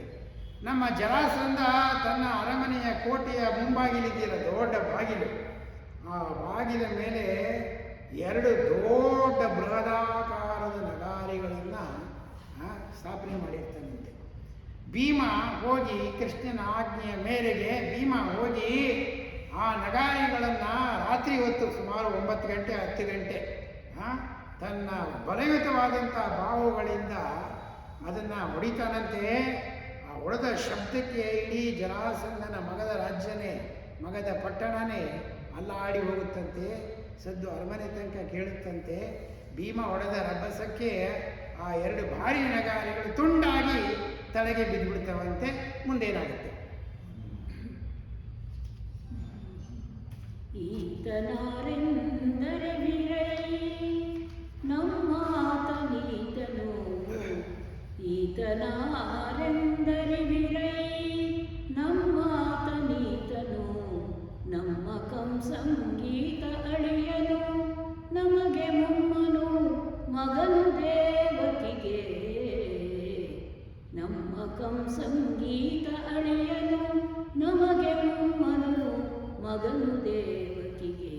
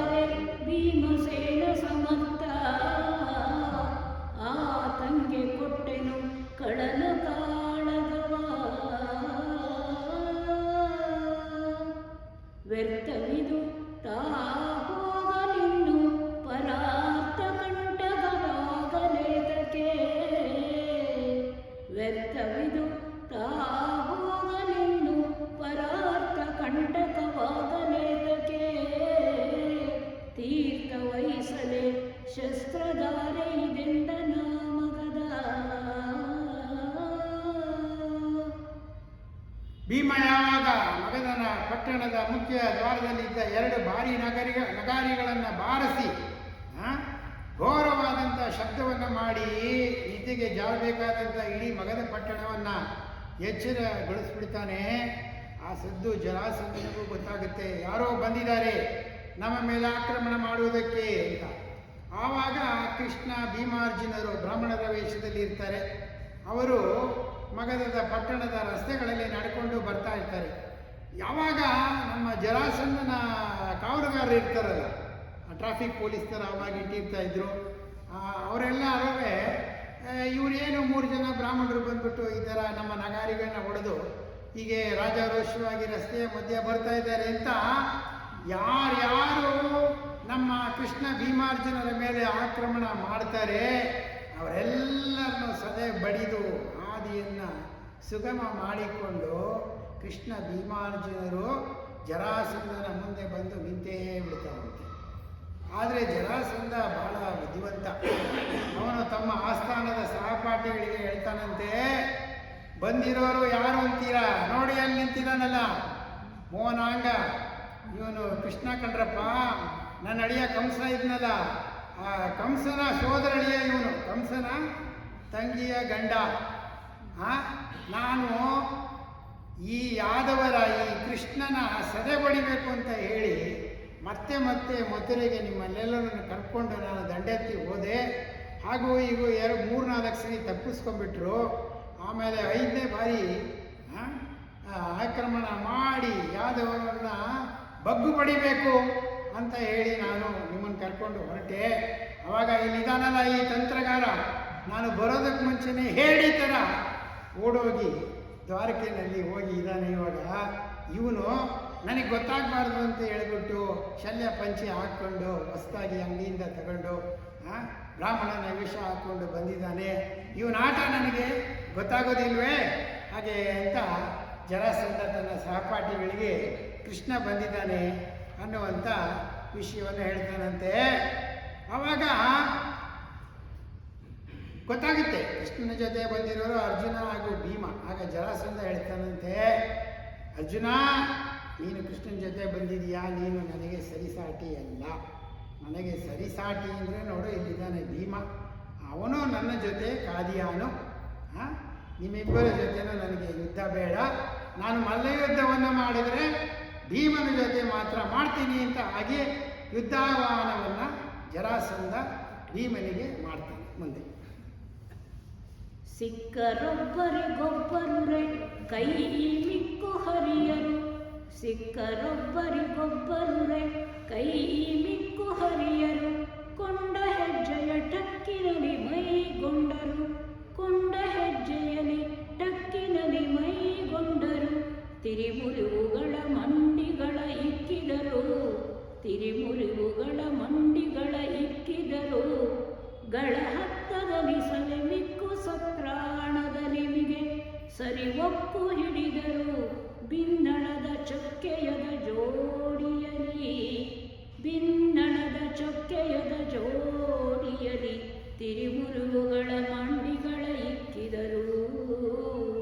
ಗಳ ಹತ್ತದಲ್ಲಿ ಸಲೆ ಮಿಕ್ಕು ಸತ್ರಾಣದಲಿವಿಗೆ ಸರಿ ಒಕ್ಕು ಹಿಡಿದರು, ಬಿನ್ನಣದ ಚೊಕ್ಕೆಯದ ಜೋಡಿಯಲಿ.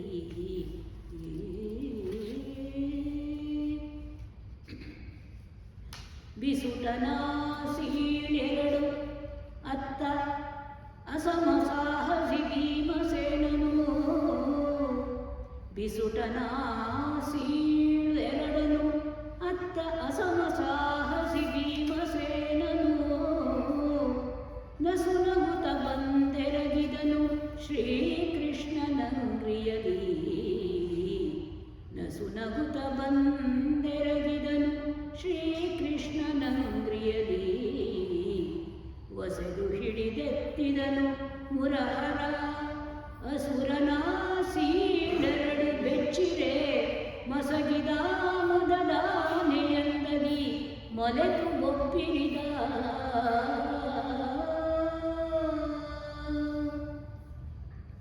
ಜರಾಸಂಧ ಭೀಮನ ಜೊತೆ ಮಲ್ಲಯುದ್ಧವನ್ನು ಮಾಡ್ತೀನಿ ಅಂತ ಹಾಗೆ ವಿಡಿಯೋವನ್ನು ಕೊಟ್ಟಿದ್ದಾನೆ. ಕೃಷ್ಣನಿಗೂ ಅದೇ ಬೇಕಾಗಿತ್ತು. ಯಾಕೆಂದರೆ ಅವನು ಭೀಮನನ್ನು ಕರ್ಕೊಂಬಂದಿರೋದೇ ಆ ಉದ್ದೇಶಕ್ಕಾಗಿ. ಆಮೇಲೆ ಕೃಷ್ಣನಿಗೆ ಚೆನ್ನಾಗಿ ಗೊತ್ತು, ಜರಾಸಂಧನ ವಧೆ ಆಗಬೇಕಾದ್ರೆ ಅದು ಭೀಮನಿಂದ ಮಾತ್ರ ಸಾಧ್ಯ ಹಾಗೆ ಅಂತ ಹೇಳಿಬಿಟ್ಟು ಆವಾಗ ಕೃಷ್ಣನ ಒಂದು ಕನಸನ್ನೆಯ ಮೇರೆಗೆ ಭೀಮ ಮಲ್ಲಯುದ್ಧಕ್ಕೆ ಸನ್ನದ್ಧನಾಗ್ಬಿಡ್ತಾನೆ. ಆ ಕಡೆಯಿಂದ ಜರಾಸಂಧನೂ ಮಲ್ಲಯುದ್ಧಕ್ಕೆ ಸನ್ನದ್ಧನಾಗ್ಬಿಡ್ತಾನೆ. ಮಲ್ಲಯುದ್ಧ ಅಂದರೆ ಗೊತ್ತಲ್ಲ, ಏನು ಭೀಮನ ತೋಳ್ಬಲ ಏನು, ಜರಾಸಂಧನ ತೋಳ್ಬಲ ಏನು, ಒಬ್ಬರನ್ನೊಬ್ಬರು ನಮ್ಮ ಒಲಿಂಪಿಕ್ಕಲ್ಲಿ ಮೊನ್ನೆ ನೋಡಿದ್ವಲ್ಲ ಕುಸ್ತಿ ಪಂದ್ಯಗಳು ಹೇಗಾಗುತ್ತೆ ಅಂತ. ಯಾಕೆಂದರೆ ಈ ಮಹಾಭಾರತದ ಯುದ್ಧ ಎಲ್ಲ ನಾವು ನೋಡಿಲ್ಲ, ನಾವು ಜಾಸ್ತಿ ಅಂದರೆ ಟಿ ವಿನಲ್ಲಿ ನೋಡಿದ್ದೀವಿ. ಆದರೆ ಮೊನ್ನೆ ಒಲಿಂಪಿಕ್ಕಲ್ಲಿ ನಮ್ಮವರು ಕುಸ್ತಿಗಳಲ್ಲಿ ಪದಕಗಳನ್ನು ಗೆದ್ದರು. ಒಬ್ಬ ವ್ಯಕ್ತಿ ಗೆದ್ದ, ಕಂಚಿನ ಪದಕ ಗೆದ್ದ. ಆ ಒಂದು ಭಂಗಿ, ನಮ್ಮ ಮಲ್ಲಯುದ್ಧದ ಭಂಗಿ, ಈ ರೀತಿ ಬಂದು ಆ ರೀತಿ ಬಂದು ಒಬ್ಬರ ತಲೆಯನ್ನು ಒಬ್ಬರು ಹಿಡಿದು ತೊಡೆಗೆ ಕೈಯನ್ನು ಹಾಕಿ ಕೆಡವಿಕೊಳ್ತಾರಂತೆ ಒಬ್ರಿಗೊಬ್ರು. ಆ ಕೆಡವಿಕೊಂಡ್ರೆ ಆ ಕೆಡವಿದ್ದಾಗ ಕೆಳಗೆ ಬಿದ್ದವನು ಇನ್ನೇನು ದುರ್ಬಲನಾದ ಅನ್ನುವಾಗ ಅವನೇನೋ ಒಂದು ಪಟ್ಟನ್ನು ಮಾಡಿ ಹಂಗೆ ಅವನು ತಿರುಗಿಸಿ ಮೇಲಿದ್ದವನನ್ನು ತಳಗೆ ಹಾಕ್ತಾನೆ. ಆಮೇಲೆ ತಳಗಿದ್ದವನು ಎದ್ದು ನಿಲ್ತಾನೆ. ಎದ್ದು ನಿಂತವನನ್ನು ಕಾಲೆಳೆದು ಈ ರೀತಿ ಘೋರವಾದಂಥ ಮಲ್ಲಯುದ್ಧ ನಮ್ಮ ಭೀಮನಿಗೂ ಜರಾಸಂಧನಿಗೂ ಆಯಿತು. ಅದನ್ನು ಕೃಷ್ಣಾರ್ಜುನರು ನೋಡ್ತಾ ಇದ್ರು. ಕಡೆಗೆ ಏನಾಗುತ್ತೆ, ಭೀಮನಿಗೆ ಸಿಟ್ಟು ಬಂದುಬಿಟ್ಟು ಯಾವಾಗ ಜರಾಸಂಧ ಸ್ವಲ್ಪ ದುರ್ಬಲ ಆದ ಅಂತ ಗೊತ್ತಾಗುತ್ತೆ, ಅವನ 2 ಕಾಲುಗಳನ್ನು ತೆಗೆದುಕೊಂಡು ಸಿಗಿದು 2 ತುಂಡು ಮಾಡಿ ಬಿಸಾಕ್ಬಿಟ್ಟು ಭೀಮ ಓಹೋ ಕೃಷ್ಣ ನಾನು ಗೆದ್ದೆ ಅಂತ ಕೈ ಎತ್ಕೊಂಡು ಕೃಷ್ಣನ ಹತ್ರ ಬರ್ತಾನಂತೆ. ಅಲ್ಲಿ ನೋಡಿದ್ರೆ ಒಂದು ತುಂಡು ಇಲ್ಲಿ ಬಿದ್ದಿದೆ, ಇನ್ನೊಂದು ತುಂಡು ಅಲ್ಲಿ ಬಿದ್ದಿದೆ. ಅವೆರಡೂ ತುಂಡುಗಳು ಹತ್ರ ಬಂದು ಮತ್ತೆ ಶರೀರವಾಗಿ ಆ ಜರಾಸಂಧ ಮತ್ತೆ ಗಾಗೈಸಿ ನಗ್ತಾ ಇದ್ದಾನಂತೆ. ಅವಾಗ ಕೃಷ್ಣ ಏನು ಮಾಡ್ದ, ಮುರಮತನ ಇದನರಿದು ನಿಜ ಕರವರಡ ಪಲ್ಲಟವಾಗಿ ಸಂಧಿಸಲು ವಿದಾರಣ ಭೀಮ ನೋಡುತ್ತ ಮರಳಿ ಮಾಗದನ. ನಿಜ ಕರವೆರಡ ಪಲ್ಲಟವಾಗಿ ಸಂಧಿಸಲು ವಿದಾರಣ ಭೀಮ ನೋಡುತ್ತ ಮರಳಿ ಮಾಗದನ. 2 ಸೀಲನು ಮಾಡಿ ಹೊಯ್ದಪ್ಪರಿಸಿ ಪಲ್ಲಟವಾಗಿ ಸೇರಿಸಿ ತಿರುಗಿಸಿದ ಏನೆನೆಂಬೆನು ಉನ್ನತ ಬಾಹು ಸತ್ವದಲ್ಲಿ. 2 ಸೀಲನು ಮಾಡಿ ಹೊಯ್ದಪ್ಪರಿಸಿ ಪಲ್ಲಟವಾಗಿ ಸೇರಿಸಿ ತಿರುಗಿಸಿದ ಏನನೆಂಬೆನು ಉನ್ನತ ಬಾಹು ಸತ್ವದಲ್ಲಿ. ಜರಾಸಂಧ ಮತ್ತೆ 2 ಸೀಳಾಗಿದ್ದವನು ಒಂದಾಗಿ ಮತ್ತೆ ಜೀವವನ್ನು ಪಡೆದುಕೊಂಡು ಮತ್ತೆ ಯಾವಾಗ ತೋಳನ್ನು ಭೀಮನ ಮುಂದೆ ತೋಳನ್ನು ತಟ್ಟಿ ಯುದ್ಧಕ್ಕೆ ಮತ್ತೆ ಮಲ್ಲಯುದ್ಧಕ್ಕೆ ಸನ್ನದ್ಧನಾದರೆ ಭೀಮ ಆಶ್ಚರ್ಯವಾಗಿ ಹೋಗ್ತಾನೆ. ಆದರೆ ಭೀಮ ಸೋಲನ್ನು ಒಪ್ಪುವಂಥ ಆಳಲ್ಲ. ಮತ್ತೆ ಮಲ್ಲಯುದ್ಧಕ್ಕೆ ಸನ್ನದ್ಧನಾಗಿ ಮತ್ತೆ ಜರಾಸಂಧನ ಮೇಲೆ ಮಲ್ಲಯುದ್ಧವನ್ನು ಮಾಡ್ತಾನೆ. ಈ ಬಾರಿ ಕೃಷ್ಣ ನಮ್ಮ ಭೀಮನಿಗೆ ಗೊತ್ತಾಗುವ ಹಾಗೆ, ನೀನು ಜರಾಸಂಧನನ್ನು ಸಿಗಿದು 2 ತುಂಡು ಮಾಡಿದರೆ ಅದನ್ನು ನೇರವಾಗಿ ತುಂಡುಗಳನ್ನ ಬಿಸಾಕಬೇಡ, ಈ ರೀತಿ ಉಲ್ಟಾ ಮಾಡಿ ಒಂದರ ತಲೆ ರುಂಡ ಮುಂಡಗಳನ್ನು ಉಲ್ಟಾ ಮಾಡಿ ಬಿಸಾಕು, ಆವಾಗ ಅವನ ದೇಹ ಸೇರಿಕೊಳ್ಳೋದಕ್ಕೆ ಆಗೋದಿಲ್ಲ ಅನ್ನುವಂಥ ಸಂಜ್ಞೆಯನ್ನು ಮಾಡ್ತಾನೆ. ಆವಾಗ ಸಂಜ್ಞೆಯ ಅರ್ಥ ಭೀಮನಿಗೆ ಆಗುತ್ತೆ. ಮಲ್ಲಯುದ್ಧದಲ್ಲಿ ಒಂದು ದುರ್ಬಲವಾದಂಥ ಕ್ಷಣದಲ್ಲಿ ಜರಾಸಂಧನ 2 ಕಾಲುಗಳನ್ನು ಹಿಡಿದು ಸಿಗಿದು 2 ತುಂಡನ್ನು ಮಾಡಿ ಆ ತುಂಡನ್ನು ಒಂದಕ್ಕೊಂದಕ್ಕೆ ಉಲ್ಟಾ ಮಾಡಿ ತಿರುಗು ಮರುಗು ಮಾಡಿ 2 ಕಡೆ ಬಿಸಾಕ್ತಾನೆ. ಆಗ ಜರಾಸಂಧನ ವಧೆ ಆಗುತ್ತೆ. ಕೃಷ್ಣ ತನ್ನ ಸೇಡನ್ನು ತೀರಿಸ್ಕೋತಾನೆ. ಯಾದವರ ಒಂದು ಕುಲಕ್ಕೆ ಇದ್ದಂಥ ಜರಾಸಂಧನ ಭಯವನ್ನು ಶಾಶ್ವತವಾಗಿ ನಿವಾರಣೆ ಮಾಡ್ತಾನೆ ನಮ್ಮ ಕೃಷ್ಣ ಭೀಮನ ಸಹಾಯವನ್ನು ತೆಗೆದುಕೊಂಡು. ಆಮೇಲೆ ಜರಾಸಂಧನ ಒಂದು ವಧೆಯನ್ನು ಮಾಡಿಕೊಟ್ಟ ಒಂದು ಒಂದು ಕೃತಜ್ಞತೆಗಾಗಿ ಕೃಷ್ಣ ಕಾಂಡವ ಪ್ರಸ್ಥವನ್ನು ಇಂದ್ರಪ್ರಸ್ಥವನ್ನಾಗಿ ಮಾಡುವುದಕ್ಕೆ ಎಲ್ಲ ಶಿಲ್ಪಿಗಳನ್ನು ಕರೆಸಿ, ಕೂಲಿ ಕಾರ್ಮಿಕರನ್ನು ಕಳಿಸಿ, ದ್ವಾರಕೆಯಿಂದ ಸಾಮಾನು ಸಲಕರಣೆಗಳನ್ನು ತರಿಸಿ ಭೀಮಾರ್ಜುನರಿಗೆ ಅವರಿಗೆ ಮಾರ್ಗದರ್ಶನವನ್ನು ಮಾಡಿ ಕಾಂಡವ ಪ್ರಸ್ಥ ಅಂದರೆ ಘೋರವಾದಂಥ ಕಾಡನ್ನು, ನಾಗರಿಂದ ಆಕ್ರಮಿತಗೊಂಡಿದ್ದಂಥ ಕಾಡನ್ನು ಕಡಿದು ಸುಂದರವಾದಂಥ ಇಂದ್ರಪ್ರಸ್ಥ ಮಾಡಿಕೊಡ್ತಾನೆ ಕೃಷ್ಣ. ಇಂದ್ರಪ್ರಸ್ಥ ಮಾಡಿಕೊಟ್ಟ ಮೇಲೆ ಕೃಷ್ಣನ ನೇತೃತ್ವದಲ್ಲಿ ಪಾಂಡವರು ರಾಜಸೂಯ ಯಾಗವನ್ನು ಮಾಡ್ತಾರೆ. ರಾಜಸೂಯ ಯಾಗವನ್ನು ಮಾಡಿದಾಗ ಯಾವ ಮಹಾರಾಜರ ಹತ್ರ ಹೋದರೂ ಕೂಡ ಎಲ್ಲರೂ ಯುಧಿಷ್ಠಿರನಿಗೆ ತಲೆ ಬಾಗೋರೆ, ಎಲ್ಲರೂ ಯುಧಿಷ್ಠಿರನಿಗೆ ಕಪ್ಪ ಕಾಣಿಕೆ ಕೊಡೋರೆ. ಯಾಕೆ ಅಂದರೆ ಅವ್ರಿಗೆ ಗೊತ್ತು, ಭೀಮ, ಯುಧಿಷ್ಠಿರ ಅಂದರೆ ಯಾರು? ಭೀಮನ ಅಣ್ಣ. ಭೀಮ ಅಂದರೆ ಯಾರು? ಜರಾಸಂಧನನ್ನು ಬಗ್ಗು ಬಡಿದವನು. ಜರಾಸಂಧ ಅಂದರೆ ಯಾರು? 101 ಆರ್ಯವೃತ್ತದ ರಾಜರನ್ನು ತನ್ನ ಸೆರೆಮೆಯ ಮನೆಯಲ್ಲಿ ಇಟ್ಟುಕೊಂಡಿದ್ದವನು. ಆ ಸೆರೆಯಿಂದ ಬಿಡುಗಡೆಯಾದ ರಾಜರೆಲ್ಲ ಅಪಾರವಾದಂಥ ದೇಣಿಗೆಯನ್ನು, ಪಾರಿತೋಷಕವನ್ನು ರಾಜಸೂಯ ಯಾಗಕ್ಕೆ ಕೊಡ್ತಾರೆ. ರಾಜಸೂಯ ಯಾಗ ವಿಜೃಂಭಣೆಯಿಂದ ಆಗುತ್ತೆ, ಅದು ನಿಮಗೆ ಗೊತ್ತು. ಆಮೇಲೆ ಭೈರಪ್ಪನವರ ಪರ್ವದಲ್ಲಿ ಒಂದು ಮಾತು ಹೇಳಿದ್ನಲ್ಲ, ಅರ್ಜುನ ಸುಭದ್ರೆಯೊಡನೆ ದ್ವಾರಕೆಗೆ ಹೋಗ್ತಾ ಇರ್ತಾನೆ ಕೃಷ್ಣನ ಸಹಾಯವನ್ನು ಕೇಳೋದಕ್ಕೆ. ಆವಾಗ ಸುಭದ್ರೆ ಹೇಳ್ತಾಳೆ, ಬಲರಾಮ ಪ್ರಾಯಶಃ ನಿನ್ನ ಕಡೆ ಬರೋದಿಲ್ಲ, ಕೃಷ್ಣ ಬಂದಾನೋ, ನನಗೆ ಬಲರಾಮನ ಮನಸ್ಸು ಗೊತ್ತು. ಬಲರಾಮನಿಗೆ ಪ್ರೇಮ, ವಾತ್ಸಲ್ಯ ಏನಿದ್ರು ತನ್ನ ಶಿಷ್ಯನಾದ ದುರ್ಯೋಧನನ ಕಡೆಗೆ ನಿನಗೆ ಗೊತ್ತು. ನನ್ನನ್ನು ಅರ್ಜುನನಿಗೆ ಮದುವೆ ಮಾಡಿಕೊಡ್ಬೇಕು ಅಂತ ಕೃಷ್ಣ ನನ್ನನ್ನು ಇಷ್ಟಪಟ್ಟಿದ್ದ ಅಂದರೆ ಅರ್ಜುನನಿಗೆ ಹೇಳ್ತಾ ಇರೋದು. ಆದರೆ ಬಲರಾಮನ ಇಷ್ಟ ಏನಿತ್ತು? ಸುಭದ್ರೆಯನ್ನು ದುರ್ಯೋಧನನಿಗೆ ಕೊಟ್ಟು ಮದುವೆ ಮಾಡಬೇಕು ಹಾಗೆ ಅಂತ ಇಷ್ಟ ಇತ್ತು. ಹಾಗಾಗಿ ಬಲರಾಮ ಅವನ ಹತೋಟಿಯಲ್ಲಿ ಇರುವಂಥ ಸೈನ್ಯವನ್ನು ನಿಮ್ಮ ಪಾಂಡವರ ಕಡೆಗೆ ಕೊಡಲಾರ ಅಂತ ಸುಭದ್ರೆ ಹೇಳ್ತಾಳೆ. ರಥದಲ್ಲಿ ಸುಭದ್ರೆ ದ್ವಾರಕೆ, ಇಬ್ಬರೂ ದ್ವಾರಕೆಗೆ ಹೋಗ್ತಾ ಇದ್ದಾರೆ ಕೃಷ್ಣನನ್ನು ಭೇಟಿ ಮಾಡೋದಕ್ಕೆ, ಬಲರಾಮನನ್ನು ಭೇಟಿ ಮಾಡೋದಕ್ಕೆ, ಸಹಾಯವನ್ನು ಕೋರುವುದಕ್ಕೆ. ಆಗ ಅರ್ಜುನ ಹೇಳ್ತಾನೆ, ಸಮಸ್ತ ಯಾದವರ ಮೇಲೆ ಪಾಂಡವರ ಒಂದು ಋಣ ಇದೆ. ಏನು ಋಣ? ಯಾದವರಿಗೆ ಕಂಟಕಪ್ರಾಯನಾಗಿದ್ದವನು ಜರಾಸಂಧ, ಜರಾಸಂಧನ ವಧೆ ಮಾಡಿದವನು ಭೀಮ. ಆ ಭೀಮ ಪಾಂಡವರಲ್ಲಿ ಪ್ರಮುಖ.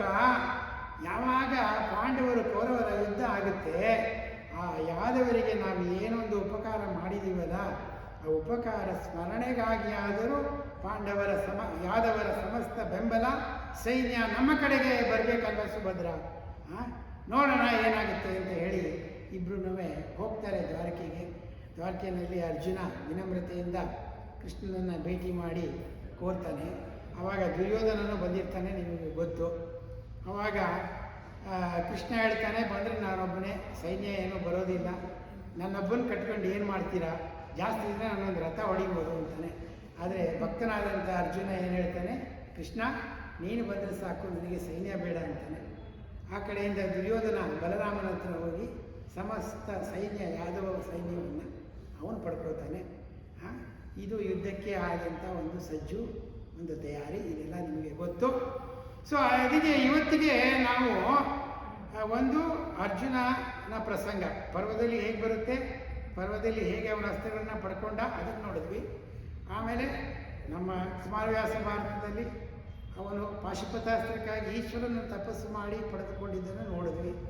ಆಮೇಲೆ ಯಾದವರ ಒಂದು ಕಥೆಯನ್ನು ಇವತ್ತು ಕೇಳಿದ್ವಿ, ಪರ್ವದಲ್ಲಿ ಬಂದಿದ್ದನ್ನು ಕೇಳಿದ್ವಿ. ಈಚೆ ಕಡೆ ಕೃಷ್ಣ ಭೀಮನ ನೆರವನ್ನು ಪಡೆದುಕೊಂಡು ಜರಾಸಂಧನ ಒಂದು ಸಂಹಾರವನ್ನು ಹೇಗೆ ಮಾಡಿಸ್ತಾ ಅನ್ನೋದನ್ನು ಕುಮಾರವ್ಯಾಸ ಭಾರತದ ಪ್ರಕಾರ ಕೇಳಿದ್ದೇವೆ. ಇವತ್ತಿನ ಕಥನ ಮುಗಿದಿದೆ. ನಾಳೆನೂ ರೋಚಕವಾದಂಥ 2 ದಿನದ ಕಥಾನಕಗಳು ಇದೆ. ತಾವು ಹೆಚ್ಚಿನ ಸಂಖ್ಯೆಯಲ್ಲಿ ಬಂದು ಕೇಳಬೇಕು ಅಂತ ನಿಮಗೆ ಇವತ್ತಿಗಾಗಿ ನಮಸ್ಕಾರ, ಕೃತಜ್ಞತೆಗಳು. ಪಾರಾಯಣದ ಫಲ ಗಂಗಾದಿ ತೀರ್ಥ ಸ್ನಾನ ಫಲ ಕೃಚ್ಛಾದಿ ತಪಸ್ಸಿನ ಫಲವು ಜ್ಯೋತಿಷ್ಠೋಮಯಾಗ ಫಲ ಮೇದಿನಿಯನೊಲಿದಿದ್ದ ಫಲ ವಸ್ತ್ರಾದಿ ಕನ್ಯಾದಾನ ಫಲಬಹುದು ಆಧರಿಸಿ ಭಾರತದೊಳೊಂದಕ್ಷರವ